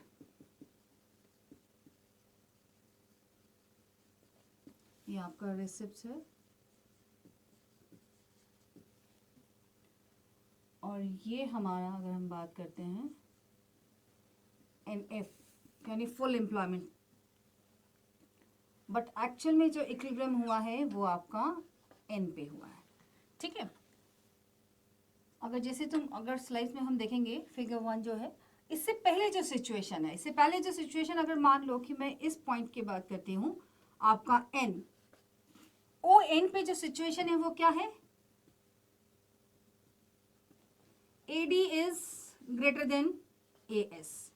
मीन्स अगर मैं इसको बात करती हूँ OH, यानी OH आपका एग्रीगेट डिमांड कितना है OH, और आपका एग्रीगेट सप्लाई यानी OC, यानी ये कॉस्ट है इस एम्प्लॉय, यानी आपका एग्रीगेट सप्लाई का बेसिकली क्या बताता है कि ON नंबर ऑफ वर्कर्स है, उनको जो आपने एम्प्लॉयमेंट दिया है उसके लिए जो आपकी कॉस्ट लगी है, यानी ये आपको मिलना ही मिलना है, यानी कितना मिलना ही मिलना चाहिए, वो है आपका OC। और OH आपको क्या बताता है, वो जितना एक्सपेक्ट करता है कि आपका उस कॉस्ट के ऊपर जो है, तो ऑब्वियसली यहाँ पे उसके लिए बेनिफिशियल है कि वो आपका एम्प्लॉयमेंट और दे। वो कंटिन्यूस आपको कब तक देता रहता है ON पे। जो आपका क्लासिकल मॉडल है वो कहता है कि इक्विलिब्रियम जो है वो यहाँ पे, यानी कि इकोनॉमी हमेशा, अगर मैं इसको E1 देती हूँ, E1 पे रहती है, यानी फुल एम्प्लॉयमेंट पे। बट किन्सी थ्योरी क्या कहती है कि नहीं, आपका अंडर एम्प्लॉयमेंट इक्विलिब्रियम होता है, और वो पॉइंट था आपका E, यानी आपका E पे जो है आपका अंडर एम्प्लॉयमेंट इक्विलिब्रियम है, क्योंकि E से आगे वो एम्प्लॉयमेंट इसलिए नहीं देगा बिकॉज E1 अगर मैं बात करती हूँ, E1 जो सिचुएशन है इसमें आपका aggregate supply is more than 80, that means cost जो है वो ज्यादा है उसका लगाने की, जितना उसको रिसिप्ट में हो रहा है, यानी जितनी उसको उस आउटपुट को बेचने से जो मिल रहा है उससे ज्यादा उसकी कॉस्ट लग रही है, तो ऑब्वियस है कि वो वहां पे एम्प्लॉयमेंट नहीं जनरेट करेगा। तो आपका जो इकोनॉमी आती है वो इस सिचुएशन में अगर हम बात करते हैं, और ये जो सिचुएशन है ये आपकी क्या कहते हैं हम इसे, involuntary unemployment. Involuntary unemployment, involuntary unemployment means क्या हुआ कि वो जो मजदूर जो एग्जिस्टिंग वेज लेवल पे काम करना चाहते, अनैच्छिक बेरोजगारी, कि आप उस पे काम करना चाहते हैं लेकिन आपको काम नहीं मिल रहा है। तो यहाँ पे जो है नेक्स्ट अगर हम बात करते हैं कि आप क्या से चेंज करोगे इसको, चाहे मैं इससे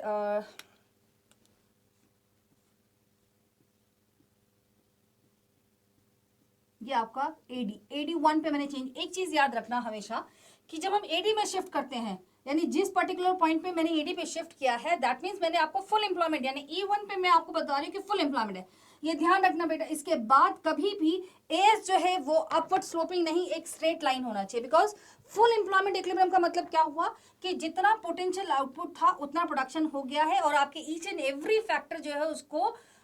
रोजगार मिल गया है। यानी अगर हम E1 के बाद अगर आप इसको इस तरीके से अगर हम सप्लाई कर्व को ऐसे ही अपवर्ड स्लोपिंग, दैट मीन्स आप आउटपुट इंक्रीज कर रहे हो, जो कि पॉसिबल नहीं है। तो जब हम इस इक्विलिब्रियम को पढ़ते हैं तो E1 के बाद आपका एस जो है वो परपेंडिकुलर होना जरूरी होता है। तो E1 पे यानी एडी में जो है वो चेंज किया है। यानी एडी में क्या चेंज किया है उन्होंने, एडी को शिफ्ट किया है। एडी को शिफ्ट हमने कैसे किया, मैंने बोला कंजम्पशन एंड इन्वेस्टमेंट की, इन्वेस्टमेंट में चेंज करके हम लोगों ने इसको जो है शिफ्टिंग हमने की है। अब यहाँ पे एक प्रॉब्लम आती है कि ये इनवॉलेंट्री अनएम्प्लॉयमेंट जो आया है उसके लिए मेन रीजन क्या था। जैसे हमने क्लासिकल मॉडल में जो है वो पढ़ा था, क्लासिकल मॉडल में हमने क्या पढ़ा था कि through price and wage flexibility जो है वो आपका फुल एम्प्लॉयमेंट जो है वो हमारा रहता है। लेकिन एक्चुअल में जो है वो ऐसा नहीं हुआ। क्यों नहीं हुआ और क्या हुआ वो मैं अभी बताती हूँ आपको कि ये अनएम्प्लॉयमेंट जो इनवॉलेंट्री अनएम्प्लॉयमेंट हुआ उसका मेन रीजन क्या था। ये है रियल जीएनपी, ये आपका प्राइस लेवल यानी कीमत स्तर,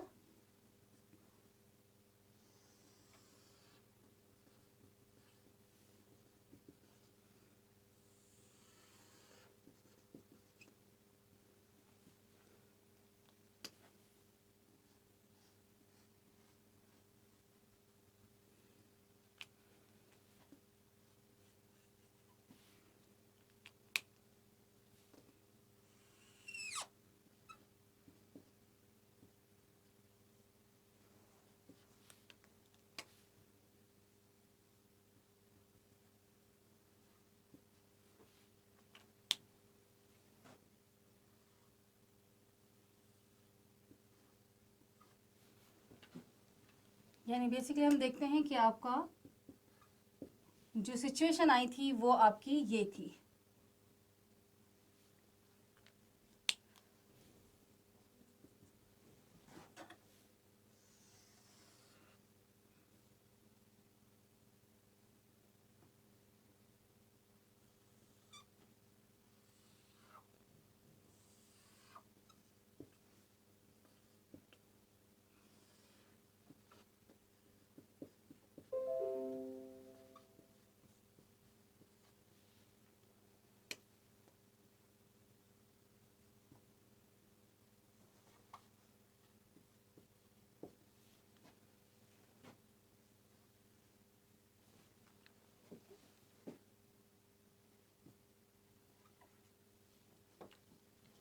यानी आपका जो क्लासिकल मॉडल क्या बोलता था कि आपका अंडर एम्प्लॉयमेंट इक्विलिब्रियम कभी नहीं हो सकता, फुल एम्प्लॉयमेंट रहता है through price wage flexibility. Keynes ने उसको बोला कि आपका rigid wages and flexible price model, यानी रिजिड वेज मींस वेजेस में चेंज नहीं आता है। जैसे इसमें अगर हम देखते हैं एडी शिफ्ट हुआ, यानी एडी शिफ्ट होने का मतलब क्या हुआ कि आपकी मांग कम, क्योंकि बेसिकली केन्सियन थ्योरी बोलती है कि आपका अनएम्प्लॉयमेंट का मेन रीजन था डिफिशिएंसी इन डिमांड, यानी लैक ऑफ इफेक्टिव डिमांड। तो उसकी वजह से क्या हुआ, आपका एडी जो है वो शिफ्ट किया ई से E1 पे। इसका इंपैक्ट सीधा क्या हुआ, प्राइस, उसने बोला प्राइस जो है वो फ्लेक्सिबल रहती है बिकॉज ऑब्वियस है कि डिमांड कम हो गई है, तो आपका प्राइस जो है वो कम हो गया। फ्रॉम OP0 टू OP1 आपका इनकम लेवल जो है वो भी आपका जीडीपी जो है वो जो पोटेंशियल जीडीपी YF क्या है आपका जो फुल एम्प्लॉयमेंट पे जो जीडीपी है पोटेंशियल जीडीपी, दैट मीन्स जो एक्चुअल, यानी हम इसको क्या कहते हैं जिसमें इकोनॉमी रहती है उसे हम कहते हैं प्लान, यानी आपकी प्लान जीडीपी। तो plan GDP is less than, यानी आपका रिसेशनरी प्रेशर है इकोनॉमी में, तो आपका पोटेंशियल जीडीपी से प्लान जीडीपी कम हो गया है और आपका प्राइस लेवल कम हो गया। उसने बोला नो डाउट प्राइस जो है वो फ्लेक्सिबल रहती है, बट आपका जब हम लेबर मार्केट में अगर हम आते हैं, यानी लेबर मार्केट में क्या है आपका, ये आपका डिमांड ऑफ लेबर और ये सप्लाई ऑफ लेबर है, जो क्लियरली बता रहा है कि आपका, हमने बोला था यहाँ पे रियल वेजेस है, यहाँ पे ये आपका एम्प्लॉयमेंट है, ठीक है, ये रियल वेजेस है यहाँ पे। तो ऑब्वियसली कि रियल वेजेस में तुम देखोगे कि जब आपका प्राइस लेवल कम होता है तो रियल वेजेस इंक्रीज कर जाती हैं, तो रियल वेजेस जो है वो इंक्रीज हो गई हैं। तो यहाँ पे जो हमारा क्लासिकल व्यू वो क्या कहता था कि आपका क्या रियल वेजेस इंक्रीज हो गई है, आप नॉमिनल वेजेस को कम कर दीजिए और आप ई पे आ जाइए अगेन, तो फुल एम्प्लॉयमेंट हो गया। बट उन्होंने कहा नहीं, बिकॉज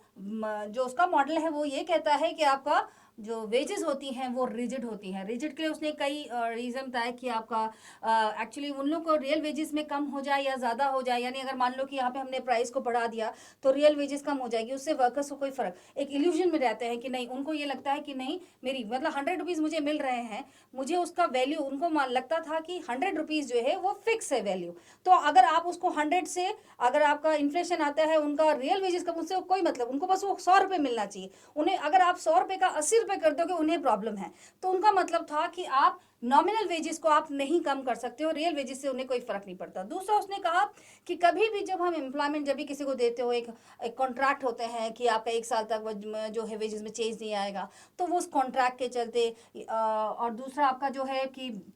ऑब्वियस है कि आप आसानी से, जो मिनिमम वेज एक्ट वगैरह हैं उसके चलते आप इकोनॉमी में वेजेस में इतना जितना वो फ्लेक्सिबिलिटी क्लासिकल मॉडल कहता है वो नहीं होता है। और यही रीज़न था आपका जो ये अनएम्प्लॉयमेंट, जो ए बी जो है वो गैप है। ए बी क्या बता रहा है आपको? एक्सेस सप्लाई, यानी एक्सेस सप्लाई ऑफ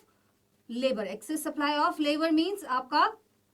सीधा सीधा जो है वो आपका वॉलेंट्री अनएम्प्लॉयमेंट जो है वो प्रॉब्लम आ गई है। तो ए भी जो यही, और यही रीज़न है आपका जो हमने बोला कि अनएम्प्लॉयमेंट के लिए। तो उसने बोला बिकॉज ऑफ, और ये एडी में कम क्यों आया है उसके लिए उसने कई चीज़ें कि ऑब्वियस डिफिशिएंसी ऑफ डिमांड है, तो यहाँ पे इस वजह से आपका अनएम्प्लॉयमेंट जो है वो इनवॉलेंट्री अनएम्प्लॉयमेंट जो है वो आया था। ठीक है, तो ये आपका जो मॉडल है वो उसने क्यों, ये क्या बता रहा है आपको कि जो केन्स ने बताया कि आपका कि जो जो क्लासिकल व्यू था कि आपका वेजेस फ्लेक्सिबल रहती हैं, प्राइस फ्लेक्सिबल रहते हैं, वेजेस जो है वो रिजिड है, तो इसे हम कहते हैं rigid wage and flexible price model of Keynesian theory. Next अगर हम इसको कीन्स का जो कंप्लीट मॉडल है उसको हम बनाते हैं,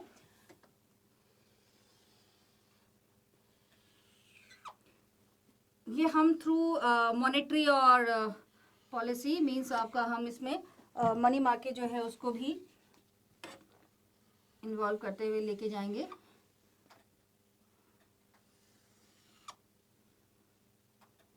ये है आपका demand and supply of money.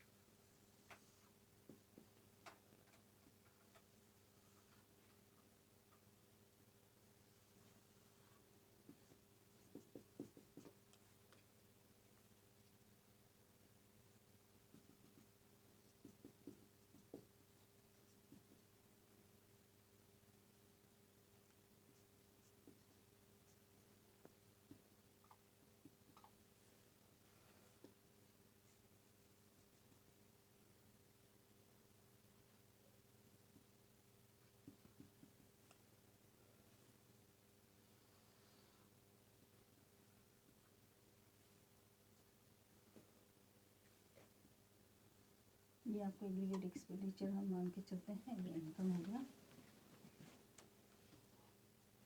ये आपका इंटरेस्ट रेट है, ये आपका डिमांड एंड सप्लाई ऑफ।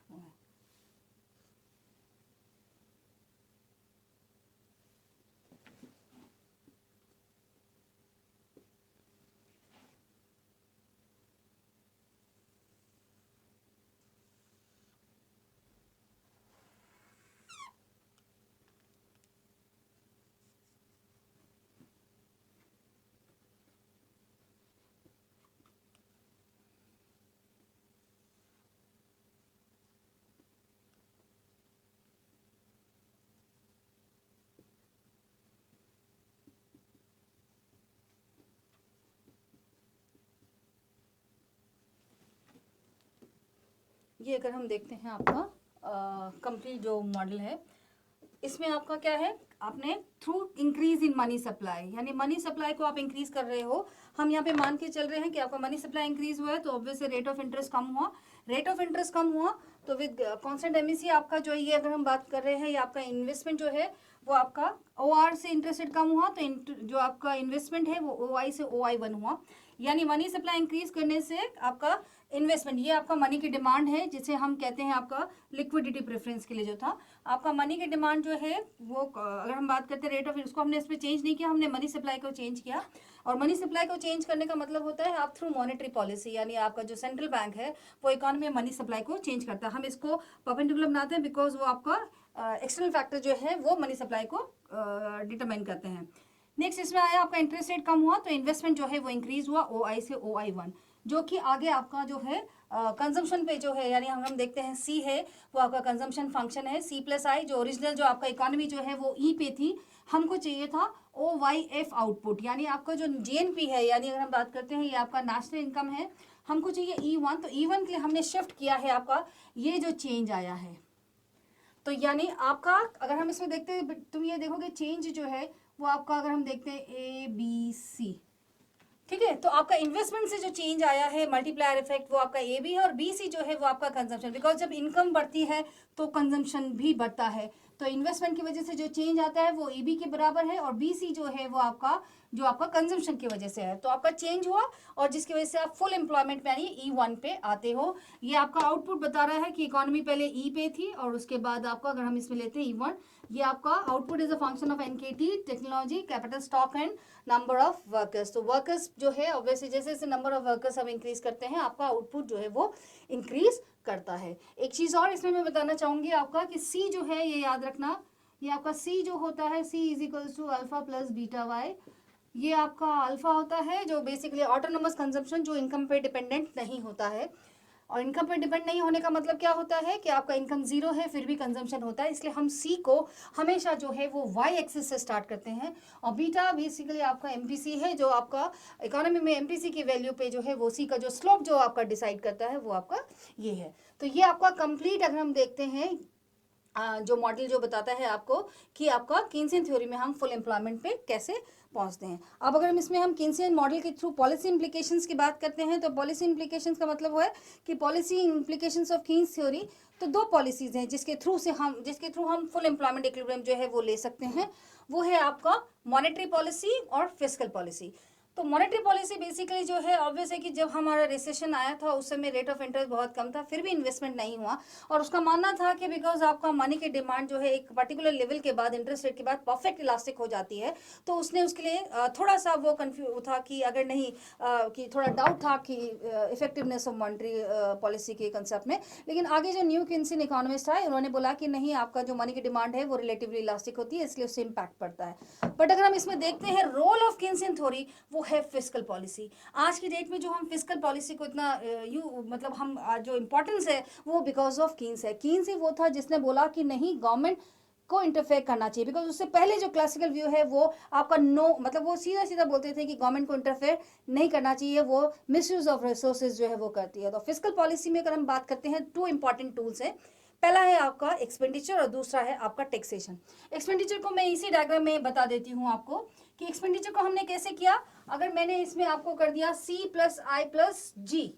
यानी C+I का मतलब क्या हुआ, इंड्यूस इन्वेस्टमेंट, जो प्राइवेट इन्वेस्टमेंट कर रहा है, और ये मैंने कर दिया G, यानी गवर्नमेंट ने जो एक्सपेंडिचर किया, गवर्नमेंट ने एक्सपेंडिचर किया, तो ऑब्वियस है कि क्योंकि आई में हम ये मान के चलते हैं कि चेंज नहीं आ सकता था, because induce investment profit motivated होता है। तो उस समय जब रिसेशन था उस समय केन्स ने बोला कि नहीं, गवर्नमेंट को आगे आना चाहिए और इन्वेस्टमेंट करना चाहिए, और गवर्नमेंट इन्वेस्टमेंट करती है तो आपका एडी में चेंज आएगा, यानी एग्रीगेट एक्सपेंडिचर जो हम बात करते हैं, या हम इनकम मॉडल एग्रीगेट एक्सपेंडिचर में चेंज आएगा, तो ऑब्वियस है कि आपका फुल एम्प्लॉयमेंट इक्विलिब्रियम होगा। तो ये आपका जो है, अगर हम बात करते हैं एक्सपेंडिचर, गवर्नमेंट एक्सपेंडिचर के थ्रू ये होता है।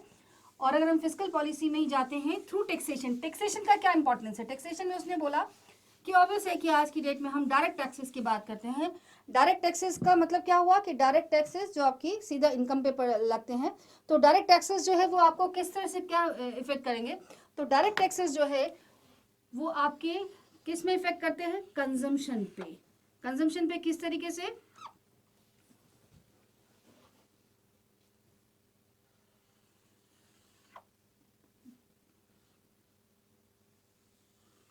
ये हमारा सी है, यानी सी यानी आपका जो कंजम्पशन है। अब अगर गवर्नमेंट जो है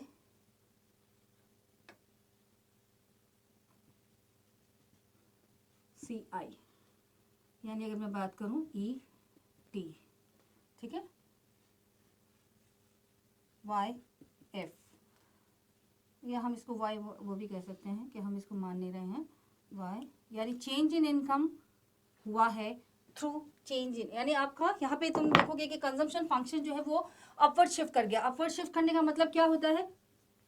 कि क्यों हुआ, बिकॉज हमने ईटी टैक्स कम किया। डायरेक्ट टैक्स आप कम करते हो तो डिस्पोजेबल इनकम जो है वो इंक्रीज होती है, यानी अगर आप 20% टैक्स लगाते थे, आप 10% तो 10% उसकी इनकम इंक्रीज हो गई,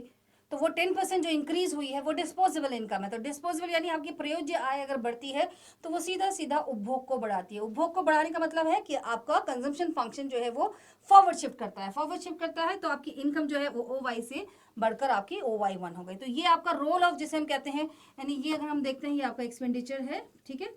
ये आपका एक्सपेंडिचर यानी आपका कंजम्पशन ले सकते हैं इसमें हम, और ये आपका इनकम है। तो इनकम ऑब्वियस है कि आपका थ्रू टैक्सेशन, यानी ये क्या है, फिस्कल पॉलिसी कैसे वर्क करती है, थ्रू गवर्नमेंट एक्सपेंडिचर इंक्रीज करके आप फुल एम्प्लॉयमेंट पे आ सकते हो। और यहाँ पे अगर हम एज्यूम करते हैं कि वाई एफ इसको मान लेते हैं तो आपका कंजम्पशन के थ्रू, बट इसमें यह है कि उसने ज़्यादा जोर जो है वो एक्सपेंडिचर में दिया था, क्योंकि हो सकता है कि आपने टैक्स अगर मैंने कम कर भी दिए, हो सकता है कि वो सेविंग करे, वो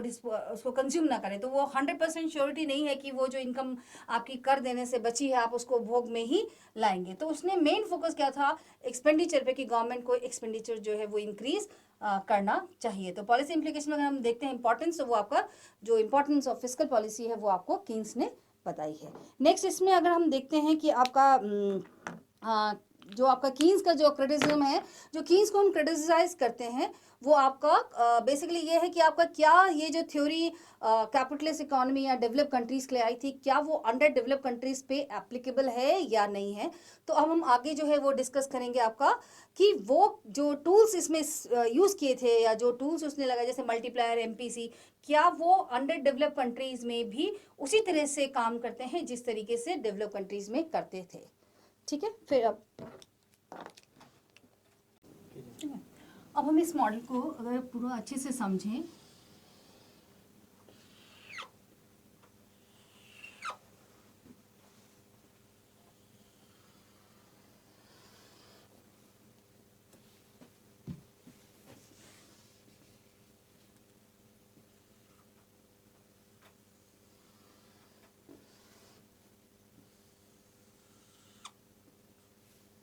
ये आपका एग्रीगेट सप्लाई हो गया, ये हमारा एग्रीगेट डिमांड हो गया, ठीक है। कि आपका एम्प्लॉयमेंट अगर हम बात करते हैं यहाँ पे आपका नंबर एम्प्लॉयमेंट जो है इसको हम यहाँ लिखते हैं एम्प्लॉयमेंट,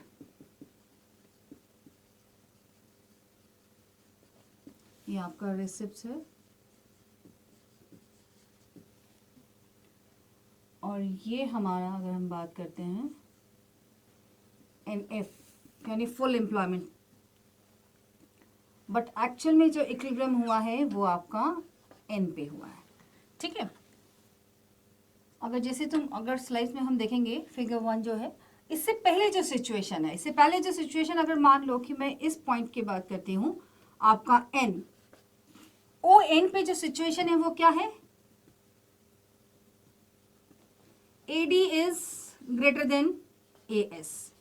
मीन्स अगर मैं इसको बात करती हूँ OH, यानी OH आपका एग्रीगेट डिमांड कितना है OH, और आपका एग्रीगेट सप्लाई यानी OC, यानी ये कॉस्ट है इस एम्प्लॉयमेंट, यानी आपका एग्रीगेट सप्लाई का बेसिकली क्या बताता है कि ON नंबर ऑफ वर्कर्स है, उनको जो आपने एम्प्लॉयमेंट दिया है उसके लिए जो आपकी कॉस्ट लगी है, यानी ये आपको मिलना ही मिलना है, यानी कितना मिलना ही मिलना चाहिए वो है आपका OC। और OH आपको क्या बताता है, वो जितना एक्सपेक्ट करता है कि आपका उस कॉस्ट के ऊपर जो है, तो ऑब्वियसली यहाँ पे उसके लिए बेनिफिशियल है कि वो आपका एम्प्लॉयमेंट और दे, वो कंटिन्यूस आपको कब तक देता रहता है ON पे। जो आपका क्लासिकल मॉडल है वो कहता है कि इक्विलिब्रियम जो है वो यहाँ पे, यानी कि इकोनॉमी हमेशा अगर मैं इसको E1 देती हूँ E1 पे रहती है, यानी फुल एम्प्लॉयमेंट पे। बट किन्सन थ्योरी क्या कहती है कि नहीं, आपका अंडर एम्प्लॉयमेंट इक्विलिब्रियम होता है, और वो पॉइंट था आपका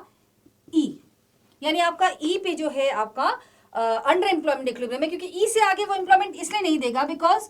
E1 अगर मैं बात करती हूँ, E1 जो सिचुएशन है इसमें आपका aggregate supply is more than 80, that means cost जो है वो ज़्यादा है उसका लगाने की, जितना उसको रिसिप्ट हो रहा है, यानी जितनी उसको उस आउटपुट को बेचने से जो मिल रहा है उससे ज़्यादा उसकी कॉस्ट लग रही है, तो ऑब्वियस है कि वो वहाँ पे एम्प्लॉयमेंट नहीं जनरेट करेगा। तो आपका जो इकोनॉमी आती है वो इस सिचुएशन में अगर हम बात करते हैं, और ये जो सिचुएशन है ये आपकी क्या कहते हैं हम इसे, involuntary unemployment. Involuntary unemployment, involuntary unemployment means क्या हुआ कि वो जो मजदूर जो एग्जिस्टिंग वेज लेवल पे काम करना चाहते, अनैच्छिक बेरोजगारी, कि आप उस पे काम करना चाहते हैं लेकिन आपको काम नहीं मिल रहा है। तो यहाँ पे जो है नेक्स्ट अगर हम बात करते हैं कि आप क्या से चेंज करोगे इसको, चाहे मैं इससे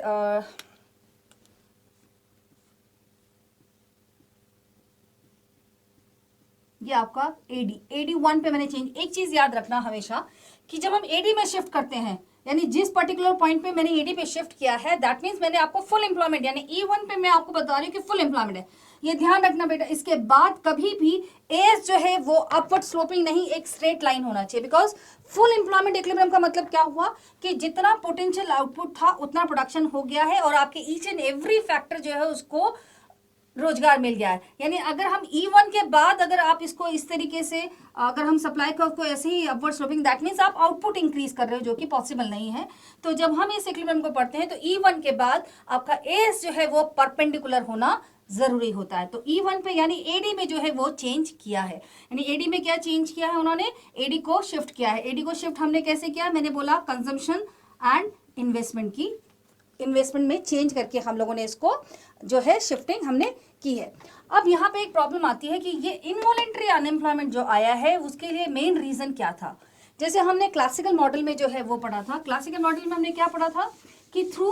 प्राइस एंड वेज फ्लेक्सिबिलिटी जो है वो आपका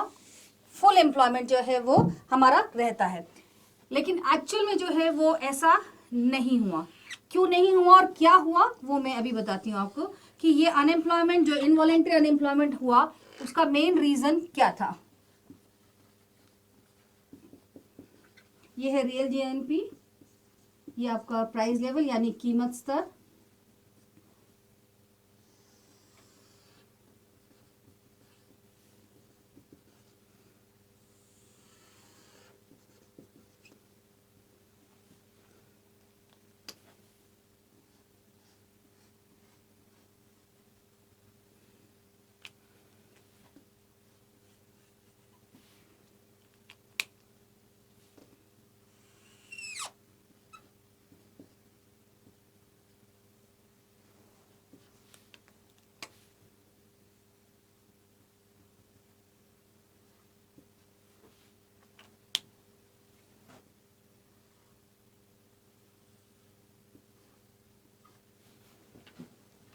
यानी बेसिकली हम देखते हैं कि आपका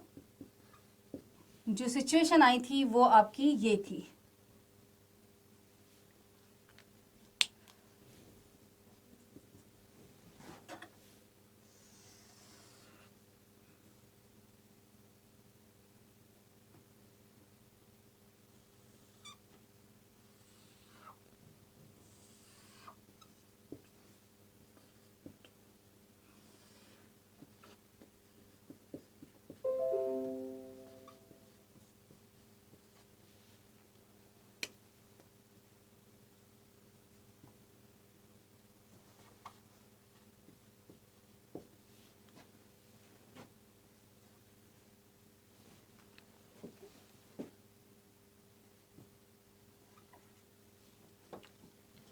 यानी आपका जो क्लासिकल मॉडल क्या बोलता था कि आपका अंडर एम्प्लॉयमेंट इक्विलिब्रियम कभी नहीं हो सकता, फुल एम्प्लॉयमेंट रहता है थ्रू प्राइस वेज फ्लेक्सिबिलिटी। किसने उसको बोला कि आपका rigid wages and flexible price model, यानी रिजिड वेज मींस वेजेस में चेंज नहीं आता है। जैसे इसमें अगर हम देखते हैं AD शिफ्ट हुआ, यानी AD शिफ्ट होने का मतलब क्या हुआ कि आपकी मांग कम, क्योंकि बेसिकली केन्सियन थ्योरी बोलती है कि आपका अनएम्प्लॉयमेंट का मेन रीजन था डिफिशिएंसी इन डिमांड, यानी लैक ऑफ इफेक्टिव डिमांड। तो उसकी वजह से क्या हुआ, आपका AD जो है वो शिफ्ट किया E से E1 पे। इसका इम्पैक्ट सीधा क्या हुआ, प्राइस, उसने बोला प्राइस जो है वो फ्लेक्सिबल रहती है, बिकॉज ऑब्वियस है कि डिमांड कम हो गई है तो आपका प्राइस जो है वो कम हो गया फ्रॉम OP0 to OP1 आपका इनकम लेवल जो है वो भी आपका जीडीपी जो है वो जो पोटेंशियल जीडीपी, YF क्या है आपका जो फुल एम्प्लॉयमेंट पे जो जीडीपी है पोटेंशियल जीडीपी, दैट मीन्स जो एक्चुअल यानी हम इसको क्या कहते हैं जिसमें इकोनॉमी रहती है उसे हम कहते हैं प्लान यानी आपकी प्लान जीडीपी। तो plan GDP is less than यानी आपका रिसेशनरी प्रेशर है इकोनॉमी में तो आपका पोटेंशियल जीडीपी से प्लान जीडीपी कम हो गया है और आपका प्राइस लेवल कम हो गया। उसने बोला नो डाउट प्राइस जो है वो फ्लेक्सिबल रहती है, बट आपका जब हम लेबर मार्केट में अगर हम आते हैं यानी लेबर मार्केट में क्या है आपका ये आपका डिमांड ऑफ लेबर और ये सप्लाई ऑफ लेबर है जो क्लियरली बता रहा है कि आपका हमने बोला था यहाँ पे रियल वेजेस है, यहाँ पे ये आपका एम्प्लॉयमेंट है, ठीक है, ये रियल वेजेस है यहाँ पे। तो ऑब्वियसली कि रियल वेजेस में तुम देखोगे कि जब आपका प्राइस लेवल कम होता है तो रियल वेजेस इंक्रीज कर जाती हैं, तो रियल वेजेस जो है वो इंक्रीज हो गई हैं। तो यहाँ पे जो हमारा क्लासिकल व्यू वो क्या कहता था कि आपका क्या अब रियल वेजेस इंक्रीज हो गई है, आप नॉमिनल वेजेस को कम कर दीजिए और आप ई पे आ जाइए अगेन तो फुल एम्प्लॉयमेंट हो गया। बट उन्होंने कहा नहीं, बिकॉज जो उसका मॉडल है वो ये कहता है कि आपका जो वेजेस होती हैं वो रिजिड होती हैं। रिजिड के लिए उसने कई रीज़न बताया कि आपका एक्चुअली उन लोग को रियल वेजेस में कम हो जाए या ज़्यादा हो जाए, यानी अगर मान लो कि यहाँ पे हमने प्राइस को बढ़ा दिया तो रियल वेजेस कम हो जाएगी, उससे वर्कर्स को कोई फ़र्क, एक इल्यूजन में रहते हैं कि नहीं, उनको ये लगता है कि नहीं मेरी मतलब 100 रुपीज़ मुझे मिल रहे हैं, मुझे उसका वैल्यू उनको लगता था कि 100 रुपीज़ जो है वो फिक्स है वैल्यू। तो अगर आप उसको 100 से अगर आपका इन्फ्लेशन आता है उनका रियल वेजेस कम, उससे कोई मतलब, उनको बस वो 100 रुपये मिलना चाहिए उन्हें, अगर आप 100 रुपये का 80 रुपये कर दोगे उन्हें प्रॉब्लम है। तो उनका मतलब था कि आप नॉमिनल वेजेस को आप नहीं कम कर सकते हो, रियल वेजेस से उन्हें कोई फर्क नहीं पड़ता। दूसरा उसने कहा कि कभी भी जब हम एम्प्लॉयमेंट जब भी किसी को देते हो, एक कॉन्ट्रैक्ट होते हैं कि आपका 1 साल तक जो है वेजेस में चेंज नहीं आएगा, तो वो उस कॉन्ट्रैक्ट के चलते और दूसरा आपका जो है कि ऑब्वियस है कि आप आसानी से जो मिनिमम वेज एक्ट वगैरह हैं उसके चलते आप इकोनॉमी में वेजेस में इतना जितना वो फ्लेक्सिबिलिटी क्लासिकल मॉडल कहता है वो नहीं होता है। और यही रीज़न था आपका जो ये अनएम्प्लॉयमेंट जो ए बी जो है वो गैप है। ए बी क्या बता रहा है आपको, एक्सेस सप्लाई यानी excess supply of labour, excess supply of labour means आपका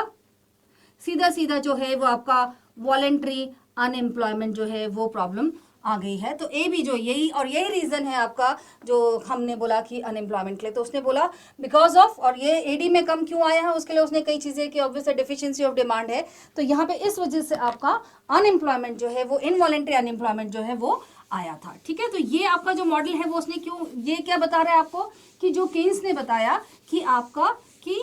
जो जो क्लासिकल व्यू था कि आपका वेजेस फ्लेक्सिबल रहती हैं, प्राइस फ्लेक्सिबल रहते हैं, वेजेस जो है वो रिजिड है, तो इसे हम कहते हैं rigid wage and flexible price model of Keynesian theory. Next अगर हम इसको कीन्स का जो कंप्लीट मॉडल है उसको हम बनाते हैं,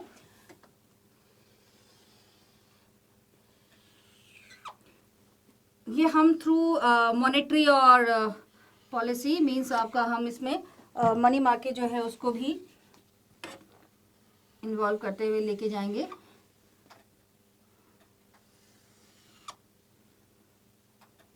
ये है आपका demand and supply of money.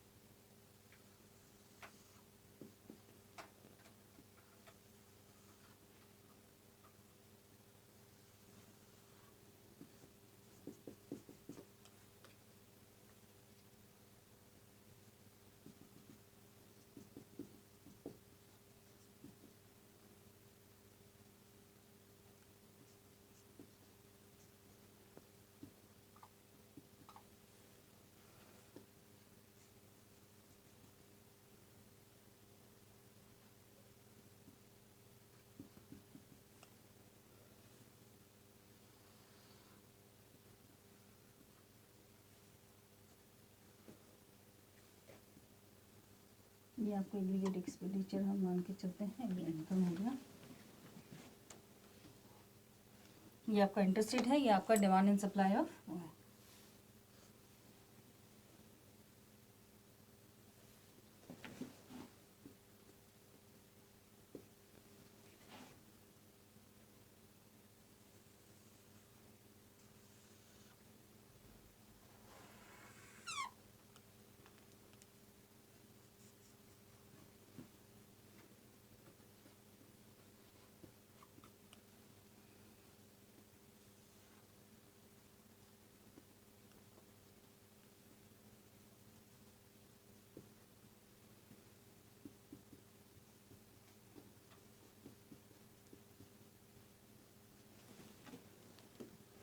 ये अगर हम देखते हैं आपका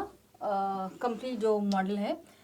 इसमें आपका क्या है, आपने through increase in money supply, यानी मनी सप्लाई को आप इंक्रीज कर रहे हो। हम यहाँ पे मान के चल रहे हैं कि आपका मनी सप्लाई इंक्रीज हुआ है तो ऑब्वियसली रेट ऑफ इंटरेस्ट कम हुआ, रेट ऑफ इंटरेस्ट कम हुआ तो विद कांस्टेंट एमईसी आपका जो ये अगर हम बात कर रहे हैं, ये आपका इन्वेस्टमेंट जो है वो आपका ओआर से इंटरेस्ट रेट कम हुआ, तो जो आपका इन्वेस्टमेंट है वो ओआई से OI1 हुआ, यानी मनी सप्लाई इंक्रीज करने से आपका इन्वेस्टमेंट, ये आपका मनी की डिमांड है जिसे हम कहते हैं आपका लिक्विडिटी प्रेफरेंस के लिए जो था आपका मनी की डिमांड जो है वो, अगर हम बात करते हैं रेट ऑफ, उसको हमने इसमें चेंज नहीं किया, हमने मनी सप्लाई को चेंज किया। और मनी सप्लाई को चेंज करने का मतलब होता है आप थ्रू मॉनेटरी पॉलिसी, यानी आपका जो सेंट्रल बैंक है वो इकोनॉमी में मनी सप्लाई को चेंज करता है। हम इसको परपेंडिकुलर बनाते हैं बिकॉज वो आपका एक्सटर्नल फैक्टर जो है वो मनी सप्लाई को डिटरमाइन करते हैं।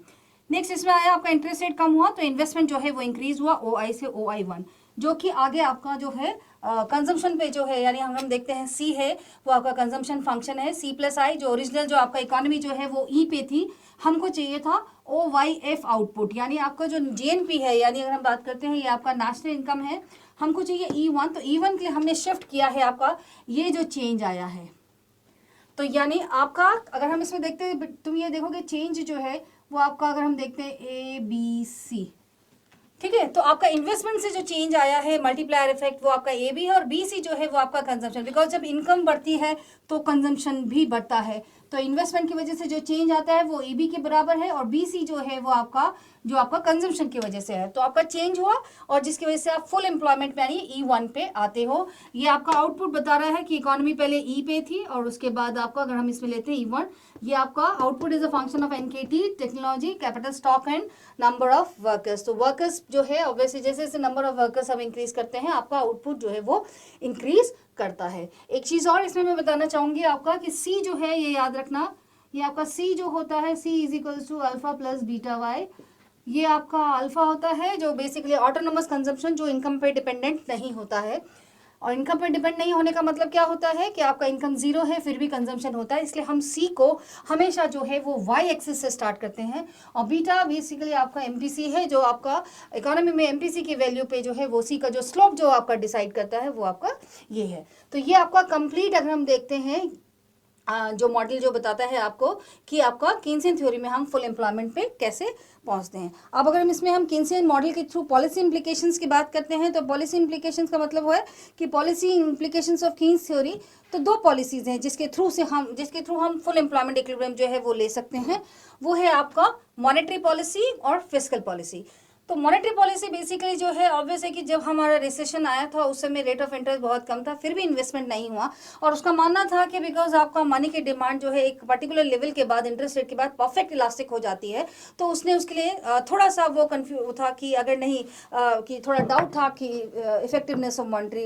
पॉलिसी के कंसेप्ट में। लेकिन आगे जो न्यू केन्सियन इकोनॉमिस्ट आए उन्होंने बोला कि नहीं, आपका जो मनी की डिमांड है वो रिलेटिवली इलास्टिक होती है, इसलिए उससे इम्पैक्ट पड़ता है। बट अगर हम इसमें देखते हैं रोल ऑफ केन्सियन थ्योरी, वो है फिस्कल पॉलिसी। आज की डेट में जो हम फिस्कल पॉलिसी को इतना मतलब हम जो इम्पोर्टेंस है वो बिकॉज ऑफ कीन्स है। कीन्स ही वो था जिसने बोला कि नहीं, गवर्नमेंट को इंटरफेयर करना चाहिए, बिकॉज उससे पहले जो क्लासिकल व्यू है वो आपका नो, मतलब वो सीधा सीधा बोलते थे कि गवर्नमेंट को इंटरफेयर नहीं करना चाहिए, वो मिसयूज ऑफ रिसोर्सेज जो है वो करती है। तो फिस्कल पॉलिसी में अगर हम बात करते हैं, टू इंपॉर्टेंट टूल्स हैं, पहला है आपका एक्सपेंडिचर और दूसरा है आपका टैक्सेशन। एक्सपेंडिचर को मैं इसी डायग्राम में बता देती हूँ आपको कि एक्सपेंडिचर को हमने कैसे किया। अगर मैंने इसमें आपको कर दिया C+I+G, यानी C+I का मतलब क्या हुआ, इंड्यूस इन्वेस्टमेंट, जो प्राइवेट इन्वेस्टमेंट कर रहा है, और ये मैंने कर दिया G, यानी गवर्नमेंट ने जो एक्सपेंडिचर किया, गवर्नमेंट ने एक्सपेंडिचर किया तो ऑब्वियस है कि क्योंकि आई में हम ये मान के चलते हैं कि चेंज नहीं आ सकता था because induce investment profit motivated होता है। तो उस समय जब रिसेशन था उस समय केन्स ने बोला कि नहीं, गवर्नमेंट को आगे आना चाहिए और इन्वेस्टमेंट करना चाहिए, और गवर्नमेंट इन्वेस्टमेंट करती है तो आपका एडी में चेंज आएगा, यानी एग्रीगेट एक्सपेंडिचर जो हम बात करते हैं या हम इनकम मॉडल एग्रीगेट एक्सपेंडिचर में चेंज आएगा तो ऑब्वियस है कि आपका फुल एम्प्लॉयमेंट इक्विलिब्रियम होगा। तो ये आपका जो है, अगर हम बात करते हैं एक्सपेंडिचर, गवर्नमेंट एक्सपेंडिचर के थ्रू ये होता है। और अगर हम फिस्कल पॉलिसी में ही जाते हैं थ्रू टैक्सेशन, टैक्सेशन का क्या इंपॉर्टेंस है? टैक्सेशन में उसने बोला कि ऑब्वियस है कि आज की डेट में हम डायरेक्ट टैक्सेस की बात करते हैं। डायरेक्ट टैक्सेस का मतलब क्या हुआ कि डायरेक्ट टैक्सेस जो आपकी सीधा इनकम पे लगते हैं, तो डायरेक्ट टैक्सेस जो है वो आपको किस तरह से क्या इफेक्ट करेंगे? तो डायरेक्ट टैक्सेस जो है वो आपके किस में इफेक्ट करते हैं? कंजम्पशन पे। कंजम्पशन पे किस तरीके से?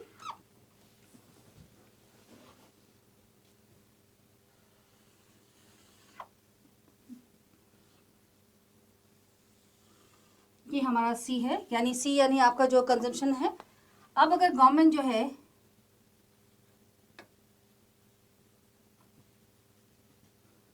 सी आई, यानी अगर मैं बात करूं ई टी, ठीक है, वाई एफ, या हम इसको वाई वो भी कह सकते हैं कि हम इसको मान नहीं रहे हैं वाई, यानी चेंज इन इनकम हुआ है थ्रू चेंज इन, यानी आपका यहाँ पे तुम देखोगे कि कंजम्पशन फंक्शन जो है वो अपवर्ड शिफ्ट कर गया। अपवर्ड शिफ्ट करने का मतलब क्या होता है कि क्यों हुआ? बिकॉज हमने ईटी टैक्स कम किया। डायरेक्ट टैक्स आप कम करते हो तो डिस्पोजेबल इनकम जो है वो इंक्रीज होती है, यानी अगर आप 20% टैक्स लगाते थे, आप 10% तो 10% उसकी इनकम इंक्रीज हो गई,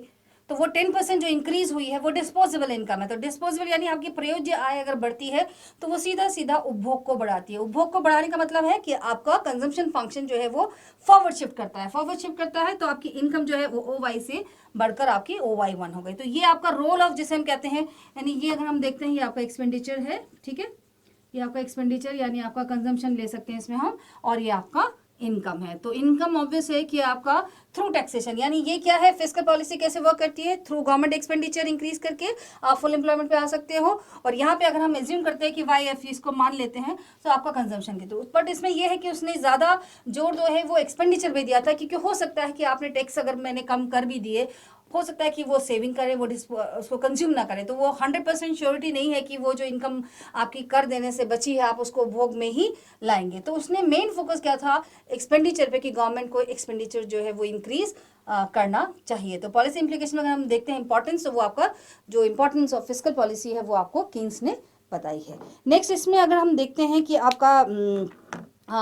जो आपका कीन्स का जो क्रिटिसिज्म है, जो कीन्स को हम क्रिटिसाइज करते हैं, वो आपका बेसिकली ये है कि आपका क्या ये जो थ्योरी कैपिटलिस्ट इकोनॉमी या डेवलप कंट्रीज के लिए आई थी, क्या वो अंडर डेवलप कंट्रीज पे एप्लीकेबल है या नहीं है। तो अब हम आगे जो है वो डिस्कस करेंगे आपका कि वो जो टूल्स इसमें यूज़ किए थे या जो टूल्स उसने लगाए जैसे मल्टीप्लायर, एमपीसी, क्या वो अंडर डेवलप कंट्रीज में भी उसी तरह से काम करते हैं जिस तरीके से डेवलप कंट्रीज में करते थे। अब हम बात करेंगे the Keynesian tools and under develop countries, यानी क्या वो जो टूल्स जिसने डेवलप कंट्रीज़ को उस प्रॉब्लम से बाहर निकाला, क्या वो अंडर डेवलप कंट्रीज़ में भी उसी तरह से काम करते हैं या नहीं। तो सबसे इम्पॉर्टेंट, सबसे पहला जो था वो है इफेक्टिव डिमांड, यानी बिकॉज हम जानते हैं कि आपका जो प्रॉब्लम हुई थी अनएम्प्लॉयमेंट की, वो उसका मेन रीज़न था डिफिशिएंसी ऑफ डिमांड। बट अगर हम बात करते हैं आपका और जो एफिशिएंसी, मतलब अगर हम बात करते हैं उसमें आपका सेविंग जो है, उनका मेन रीज़न था कि डिफिशिएंसी ऑफ डिमांड क्यों हुई, बिकॉज आपका एक्सेस सेविंग थी और लैक ऑफ डिमांड था, इस वजह से। But in under develop countries जो प्रॉब्लम है वो आपका डिमांड की कमी नहीं है, बिकॉज ऑलरेडी यहाँ पे पॉपुलेटेड कंट्रीज़ हैं तो इनके पास डिमांड पूरा है। मेन प्रॉब्लम जो है वो है आपका जो अदर प्रॉब्लम जिसमें हम कहते हैं कि इकोनॉमिक डेवलपमेंट की प्रॉब्लम है। तो हमारे यहाँ जो अंडर डेवलप कंट्रीज़ है, जैसे इंडिया को अगर हम लेते हैं, तो मेन है कि आपको किस तरीके से हम एम्प्लॉयमेंट के साथ पर कैपिटा इनकम को इंक्रीज़ करते हुए इकोनॉमिक डेवलपमेंट जो है वो मतलब ग्रोथ जो है, अपनी डेवलपमेंट ग्रोथ रेट जो है उसको इंक्रीज करे। तो मेन प्रॉब्लम इफेक्टिव डिमांड की नहीं है। तो अंडर डेवलप कंट्रीज़ में डिमांड की कमी नहीं है, प्रॉब्लम है हमारी कि लो लेवल ऑफ इनकम है और आपका यानी पर कैपिटा इनकम कम है, आपका अनएम्प्लॉयमेंट है और डेवलपमेंट जो ग्रोथ रेट जो है वो बहुत कम है। तो मेन जो है वो करना है कि आपको किस तरह से हम अपनी विकास की दर को बढ़ाएं, प्रति व्यक्ति आय को बढ़ाएं, क्योंकि मांग इन अर्थव्यवस्थाओं में पूरी तरह से, मतलब इस तरह से जो है सेविंग, बिकॉज ऑब्वियस इनकम कम है तो सेविंग तो है ही नहीं, तो डिमांड पूरी है। दूसरा जो इम्पोर्टेंट था वो था प्रोपेंसिटी टू कंज्यूम, यानी क्योंकि उनका मानना था कि वहाँ पे हमने बोला था कि आपका जो कैपिटलिस्ट इकोनॉमी है वहाँ पे आपका लैक ऑफ जो डिमांड है उसके लिए ये था कि वहाँ पे एमपीसी बहुत कम थी, मार्जिनल प्रोपेंसिटी टू कंज्यूम। लेकिन अंडर डेवलप्ड कंट्रीज वो कंट्रीज हैं जिनमें आपका एमपीसी जो है वो हाई है। तो बट यहाँ पे क्या है कि अगर आप इस तरीके से एमपीसी को बढ़ा, कंजम्पशन को हम बढ़ाने की कोशिश करेंगे तो वो ऑब्वियस है कि वहाँ पे आपका जो सप्लाई है, मेन प्रॉब्लम हमारा सप्लाई है। तो अगर हम इनकम को चेंज करके कंजम्पशन को इंक्रीज करते हैं तो वो सीधा सीधा इन्फ्लेशन लाएगा, बिकॉज उस कंजम्पशन जो आपने डिमांड इंक्रीज की है उसको फुलफिल करने के लिए जो गुड्स एंड सर्विसेज चाहिए उसकी सप्लाई प्रॉपर नहीं है। तो यानी हमारे यहाँ पे, यानी अंडर डेवलप्ड कंट्रीज में अगर आप कंजम्पशन इंक्रीज करते हो तो कंजम्पशन इंक्रीज करती है विद ऑब्वियसली कि विद राइज इन इनकम, तो वो सिर्फ प्राइस लेवल को बढ़ाती है। दूसरा अगर हम बात करते हैं जो इम्पॉर्टेंट जो फैक्टर है वो है आपका marginal efficiency of capital. Marginal efficiency of capital में हमने जैसे पढ़ा कि जैसे आपका जो कीन्स ने जो बताया है, there is a inverse relationship between investment and MEC. Means आपका इन्वेस्टमेंट इंक्रीज करता है तो एमईसी कम होता है, और इन्वेस्टमेंट अगर कम होता है तो आपका एमईसी हाई होता है। तो जब इन्वेस्टमेंट कम है, बट हमारे यहाँ जो रिलेशनशिप अंडर डेवलप्ड कंट्रीज में पाई जाती है वो इस तरह का रिलेशनशिप नहीं है। हमारे यहाँ निवेश भी कम है और पूंजी की सीमांत क्षमता भी कम है। यानी पूंजी की सीमांत क्षमता कम क्यों है? बिकॉज यहाँ पे इन्वेस्टमेंट करने के लिए जो कैपिटलिस्ट इकोनॉमी में या डेवलप कंट्रीज में जो प्रॉफिट या जो रिटर्न वो लोग एक्सपेक्ट करते हैं वो यहाँ नहीं होते हैं, बिकॉज ऑफ कि आपके पास, हमारे पास कैपिटल एंड अदर रिसोर्सेज जो है वो कम है, हमारे पास जो मार्केट का साइज है वो छोटा है, आपका जो डिमांड है वो कम है, हाई कॉस्ट है, आपका जो कैपिटल एंड मनी मार्केट है वो अंडर डेवलप है। तो ये रीज़न है जिसकी वजह से एमईसी जो है वो भी कम है और आपका इन्वेस्टमेंट भी कम है। दूसरा जो इम्पॉर्टेंट अगर हम देखते हैं, फोर्थ जो है वो टूल जो अगर हम बात करते हैं वो है सेविंग। यानी Keynes regarded saving as a social vice, for it is because excess saving ही वो था जिसने कि आपका डिफिशिएंसी ऑफ डिमांड जो है वो किया। तो उसके लिए उसने सेविंग को सोशल वाइज, मीन्स आपका एक बहुत बड़ा अवगुण है किसी भी अर्थव्यवस्था का अगर उसके यहाँ बचत ज़्यादा होती है। बट अगर हम अंडर डेवलप्ड कंट्री के कंसेप्ट में बात करते हैं, हमारी सबसे बड़ी प्रॉब्लम है lack of capital. Lack of capital means आपके पास पूंजी का अभाव है। तो हमारे लिए तो कैपिटल फॉर्मेशन मस्ट है, और कैपिटल फॉर्मेशन जो ज़रूरी है डेवलपमेंट के लिए, क्योंकि हमने बोला जैसे कि हमको मेन है कि हम अपनी ग्रोथ रेट को कैसे इंक्रीज करें। वो ग्रोथ रेट इंक्रीज करने के लिए कैपिटल फॉर्मेशन होना ज़रूरी है, बट उस कैपिटल फॉर्मेशन के लिए जो कैपिटल चाहिए हमें वो सेविंग से ही मिलेगी। तो for under developed country saving is a virtue not a wise, यानी हमारे लिए बचत एक बहुत बड़ा गुण है, ना कि अवगुण। दूसरा आता है हमारा इसमें नेक्स्ट, रेट ऑफ इंटरेस्ट यानी ब्याज की दर। उसने कहा कि ब्याज की दर जो है वो आपका जो डिटरमाइंड होती है वो through liquidity preference and the supply of money. यानी in Keynesian system rate of interest is determined by liquidity preference and the supply of money. But अगर हम अंडर डेवलप कंट्रीज की बात करते हैं तो वहाँ पे आपका 3 मोटिव्स के लिए डिमांड है, यानी लिक्विडिटी के, यानी लिक्विडिटी हम जो लिक्विडिटी प्रेफरेंस पढ़ते हैं कि आप जो मनी को जो डिमांड है वो लिक्विड फॉर्म के लिए है, लिक्विडिटी के लिए है। तो लिक्विडिटी के लिए 3 मोटिव्स उन्होंने बताए थे, ट्रांजैक्शन, प्रिकॉशनरी और स्पेकुलेटिव। तो यहाँ पे अगर हम बात करते हैं तो अंडर डेवलप कंट्री में आपका L1 दैट मीन्स ट्रांजैक्शन और प्रिकॉशनरी मोटिव के लिए जो मनी की डिमांड है, यानी जिसे हम कहते हैं सतर्कता और लेन देन उद्देश्य के लिए जो मुद्रा की मांग है वो ज़्यादा है, ना कि सट्टे उद्देश्य के लिए। दैट मीन्स लिक्विडिटी के थ्रू आप इंटरेस्ट रेट को इफेक्ट नहीं कर सकते हो अंडर डेवलप कंट्रीज में। दूसरा अगर हम बात करते हैं सप्लाई ऑफ मनी, तो ऑब्वियस है कि ये खुद कीन्स ने भी इस चीज़ को देखा था कि ऑब्वियस है कि जब यहाँ जो है अगर हम बात करते हैं कि अगर जब आप सप्लाई ऑफ मनी इंक्रीज करते हैं तो उससे आपका इंटरेस्ट रेट पे तो कोई इफेक्ट नहीं पड़ता है, लेकिन आपका प्राइस लेवल जो है वो राइज कर जाता है। तो ऑब्वियस है कि ऐसे में आपका जो फुल एम्प्लॉयमेंट को अचीव करना चाहते हैं वो नहीं हो पाता है। दूसरा जो सबसे इम्पॉर्टेंट था वो था मल्टीप्लायर यानी गुणक। यानी उसने क्या बताया था कि आप निवेश करोगे तो जो आय में वृद्धि होगी वो के टाइम्स होगी। तो यानी सारा जो मॉडल है वो इसी पे डिपेंड कर रहा था कि इन्वेस्टमेंट जो है इंक्रीज करने से इनकम में के टाइम इंक्रीज होगा। तो यानी आपका जो वृद्धि हो रही थी आय में, जो हम फुल एम्प्लॉयमेंट लेवल पे जो पोटेंशियल जीडीपी अचीव कर रहे थे, बट वो जो कीन्सियन मल्टीप्लायर है वो कुछ बेसिक जो मेन 4 एजम्पशन है उस पर बेस्ड था। पहला था इनवॉलेंट्री अनएम्प्लॉयमेंट, यानी आपका जिस समस्या के लिए हम इसको प्रयोग कर रहे हैं वो आपकी समस्या है अनैच्छिक बेरोजगारी की। दूसरा कि जो इकोनॉमी है वो एक इंडस्ट्रियलाइज इकोनॉमी है। इंडस्ट्रियलाइज मीन्स औद्योगिकृत अर्थव्यवस्था है जिसमें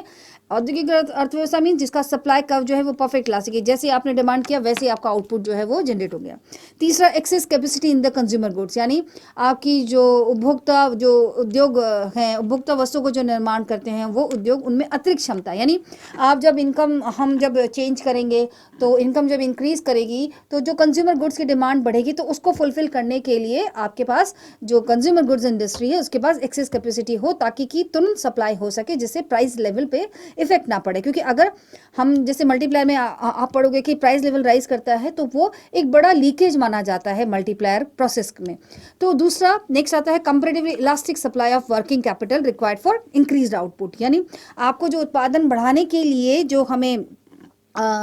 जो कार्यशील पूंजी जिसे हम कहते हैं उसका जो पूर्ति है वो पूर्णतया लोचशील है, यानी आपकी मांग के अनुरूप उसमें हम, यानी जब हम इलास्टिक सप्लाई की बात करते हैं उसका मतलब होता है डिमांड के अकॉर्डिंग जब आप सप्लाई में चेंज कर सकते हैं। तो उसने बोला कि जो वर्किंग कैपिटल है उसकी सप्लाई भी इलास्टिक है, क्योंकि ऐसे में क्या है, ये क्यों उसने एजम्पशन लिया, बिकॉज मल्टीप्लायर प्रोसेस में जरूरी है कि एक के बाद एक राउंड जो है वो प्रोडक्शन में, मतलब कोई भी आपका जो हम जैसे आपका इन्वेस्टमेंट होता है उससे जो डिमांड जनरेट होती है उससे जो डिमांड आगे कंज्यूमर गुड्स की बढ़ेगी वो सब आपका ऑटोमेटिक जो है वो होता रहे। अगर बीच में कहीं पे भी कुछ प्रॉब्लम होती है सप्लाई में तो आपका इन्फ्लेशन आएगा जो कि आपका लीकेज होगा, तो आपको उतना इनकम में चेंज नहीं आ पाएगा। बट यहाँ पे अगर हम बात करते हैं पहला इनवॉलेंट्री अनएम्प्लॉयमेंट, हम सब जानते हैं कि अंडर डेवलप कंट्रीज में इनवॉलेंट्री से ज़्यादा डिस्गाइज अनएम्प्लॉयमेंट, यानी मेन हमारे पास प्राइमरी सेक्टर डिस्गाइज अनएम्प्लॉयमेंट यानी छिपी बेरोजगारी, क्या जिसमें कि उसको ये पता ही नहीं होता है कि आप उसका, अगर हम बात करते हैं मार्जिनल प्रोडक्टिविटी के कंसेप्ट में, उसका प्रोडक्टिविटी जीरो होता है। अगर आप उस आउटपुट उस प्रोडक्शन से उसको बाहर निकाल भी देंगे तो भी आपका टोटल आउटपुट पर कोई इफेक्ट नहीं पड़ता है। तो ऑब्वियसली कि जिस अनएम्प्लॉयमेंट को दूर करने के लिए ये टूल यूज हुआ था वो अनएम्प्लॉयमेंट तो अंडर डेवलप कंट्रीज में है ही नहीं। हमारे यहाँ तो स्ट्रक्चरल अनएम्प्लॉयमेंट या मेन सबसे इंपॉर्टेंट अगर हम बात करते हैं प्रोडक्शन के पॉइंट ऑफ व्यू से डिस्गाइज अनएम्प्लॉयमेंट है जो कि एग्रीकल्चर में मिलती है। तो इसका मतलब क्या, और उसमें हम कुछ कर भी नहीं सकते बिकॉज उन्हें ये पता ही नहीं है कि वो बेरोजगार है। दूसरा, वो उस जिस स्थिति में वो है उन्हें उतनी मजदूरी मिल रही है कि वो अपना जो है जीवन जो है वो आराम से निर्वाह कर पा रहे हैं। तो पहला कि आपका हमारे यहाँ अंडर डेवलप कंट्रीज में इनवॉलेंट्री अनएम्प्लॉयमेंट नहीं मिलती, अनैच्छिक बेरोजगारी नहीं पाई जाती। दूसरा, industrialise economy. Industrialise economy means आपका जो सप्लाई कर्व है हम मान के चलते हैं वो आउटपुट का इलास्टिक है, बट जो अंडर डेवलप कंट्रीज हैं वो बेसिकली मेन डिपेंडेंट हैं आपकी एग्रीकल्चर में, और हम भी जानते हैं कि एग्रीकल्चर जो है वो आपका इन इलास्टिक सप्लाई जो है उसका होता है, यानी आप उसमें डिमांड के अकॉर्डिंग ऐसे चेंज नहीं कर सकते, और शॉर्ट रन में एग्रीकल्चर सेक्टर से वो आउटपुट ले पाना मुश्किल है। तो आपका जो सप्लाई कर्व है वो इन इलास्टिक है। और अगर हम बात करते हैं नॉन एग्रीकल्चर सेक्टर तो वो इतना डेवलप नहीं होता है कि आपका जो सप्लाई जो है उसको उस हिसाब से कर सके। दूसरा, हमने बोला कि access capacity in consumption goods, but हमारे मेन जो हम बात करते हैं वो है एग्रीकल्चर सेक्टर। तो अगर एग्रीकल्चर सेक्टर में इनकम इंक्रीज करती है तो हमारे यहाँ एमपीसी हाई है तो वो सेल्फ कंजम्पशन इंक्रीज कर देते हैं। मींस इंक्रीज इन इनकम जो है वो आपका स्व उपभोग के लिए यूज होता है। स्व उपभोग के लिए मीन्स आपका जो एग्रीकल्चर सेक्टर में जो फार्मर्स है उनकी इनकम इंक्रीज होती है, वो सेल्फ कंजम्पशन इंक्रीज करते हैं यानी स्व उपभोग बढ़ाते हैं। स्व उपभोग बढ़ाने से क्या हुआ कि आपका जो मार्केटेबल सरप्लस है वो कम हो जाता है। मार्केटेबल सरप्लस मीन्स जो अतिरिक्त जो आप बाजार में बेचने के लिए जो आपका अतिरिक्त है उसको वो कम हो जाएगा क्योंकि आपका उपभोग बढ़ गया है। अगर किसान की आय बढ़ गई, उसने अपना स्व उपभोग बढ़ा दिया, स्व उपभोग क्योंकि एमपीसी हाई है तो मार्केटेबल सरप्लस जो है वो कम हो गया। मार्केटेबल सरप्लस कम होने का मतलब क्या हुआ कि जो आपका जो शहरों में जो लोग रहते हैं या जो एग्रीकल्चर सेक्टर में काम कर नहीं रहे हैं उनके लिए एग्रीकल्चर प्रोडक्ट का जो सप्लाई है वो कम हो गया, जिससे उसका प्राइस जो है वो बढ़ जाएगा। तो ऑब्वियस है कि वहाँ पे भी हम बात करते हैं तो आपका एक्सेस कैपेसिटी है नहीं, और अगर इनकम इंक्रीज करते भी हैं तो उससे आपका इन्फ्लेशन आता है। दूसरा, हमने बोला कि elastic supply of working capital, but जो है अगर हम बात करते हैं कि जो कैपिटल रिसोर्सेज हैं वो आपके पास हमारे जो अंडर डेवलप कंट्रीज में प्रॉपरली नहीं होते हैं, तो उस वजह से जो है आपका वर्किंग कैपिटल जो है उसकी सप्लाई भी इलास्टिक नहीं होती है। तो ये मेन अगर हम बात करते हैं जो कीन्सियन टूल्स का, वो अंडर डेवलप कंट्रीज में नहीं होते, बट फिर भी हम ये मान के चलते हैं कि कीन्स का जो बहुत बड़ा योगदान है वो है आपका फिस्कल पॉलिसी का, कि गवर्नमेंट को, यानी जैसे अगर हम बात करते हैं 2008-9 में जो आपका रिसेशन आया उससे भी आपको जो इकोनॉमी में जो डेवलप कंट्रीज में या इंडिया के पॉइंट ऑफ व्यू से हम बात करते हैं तो वो इंपॉर्टेंस रही है। तो कहीं ना कहीं आपका जो रोल ऑफ गवर्नमेंट है उसको जस्टिफाई जो है वो आपका कीन्सियन थ्योरी करती है। तो यहाँ पे अगर हम देखते हैं आपका जो थ्योरी है वो कंप्लीट हुई, Keynesian theory of employment. Thank you.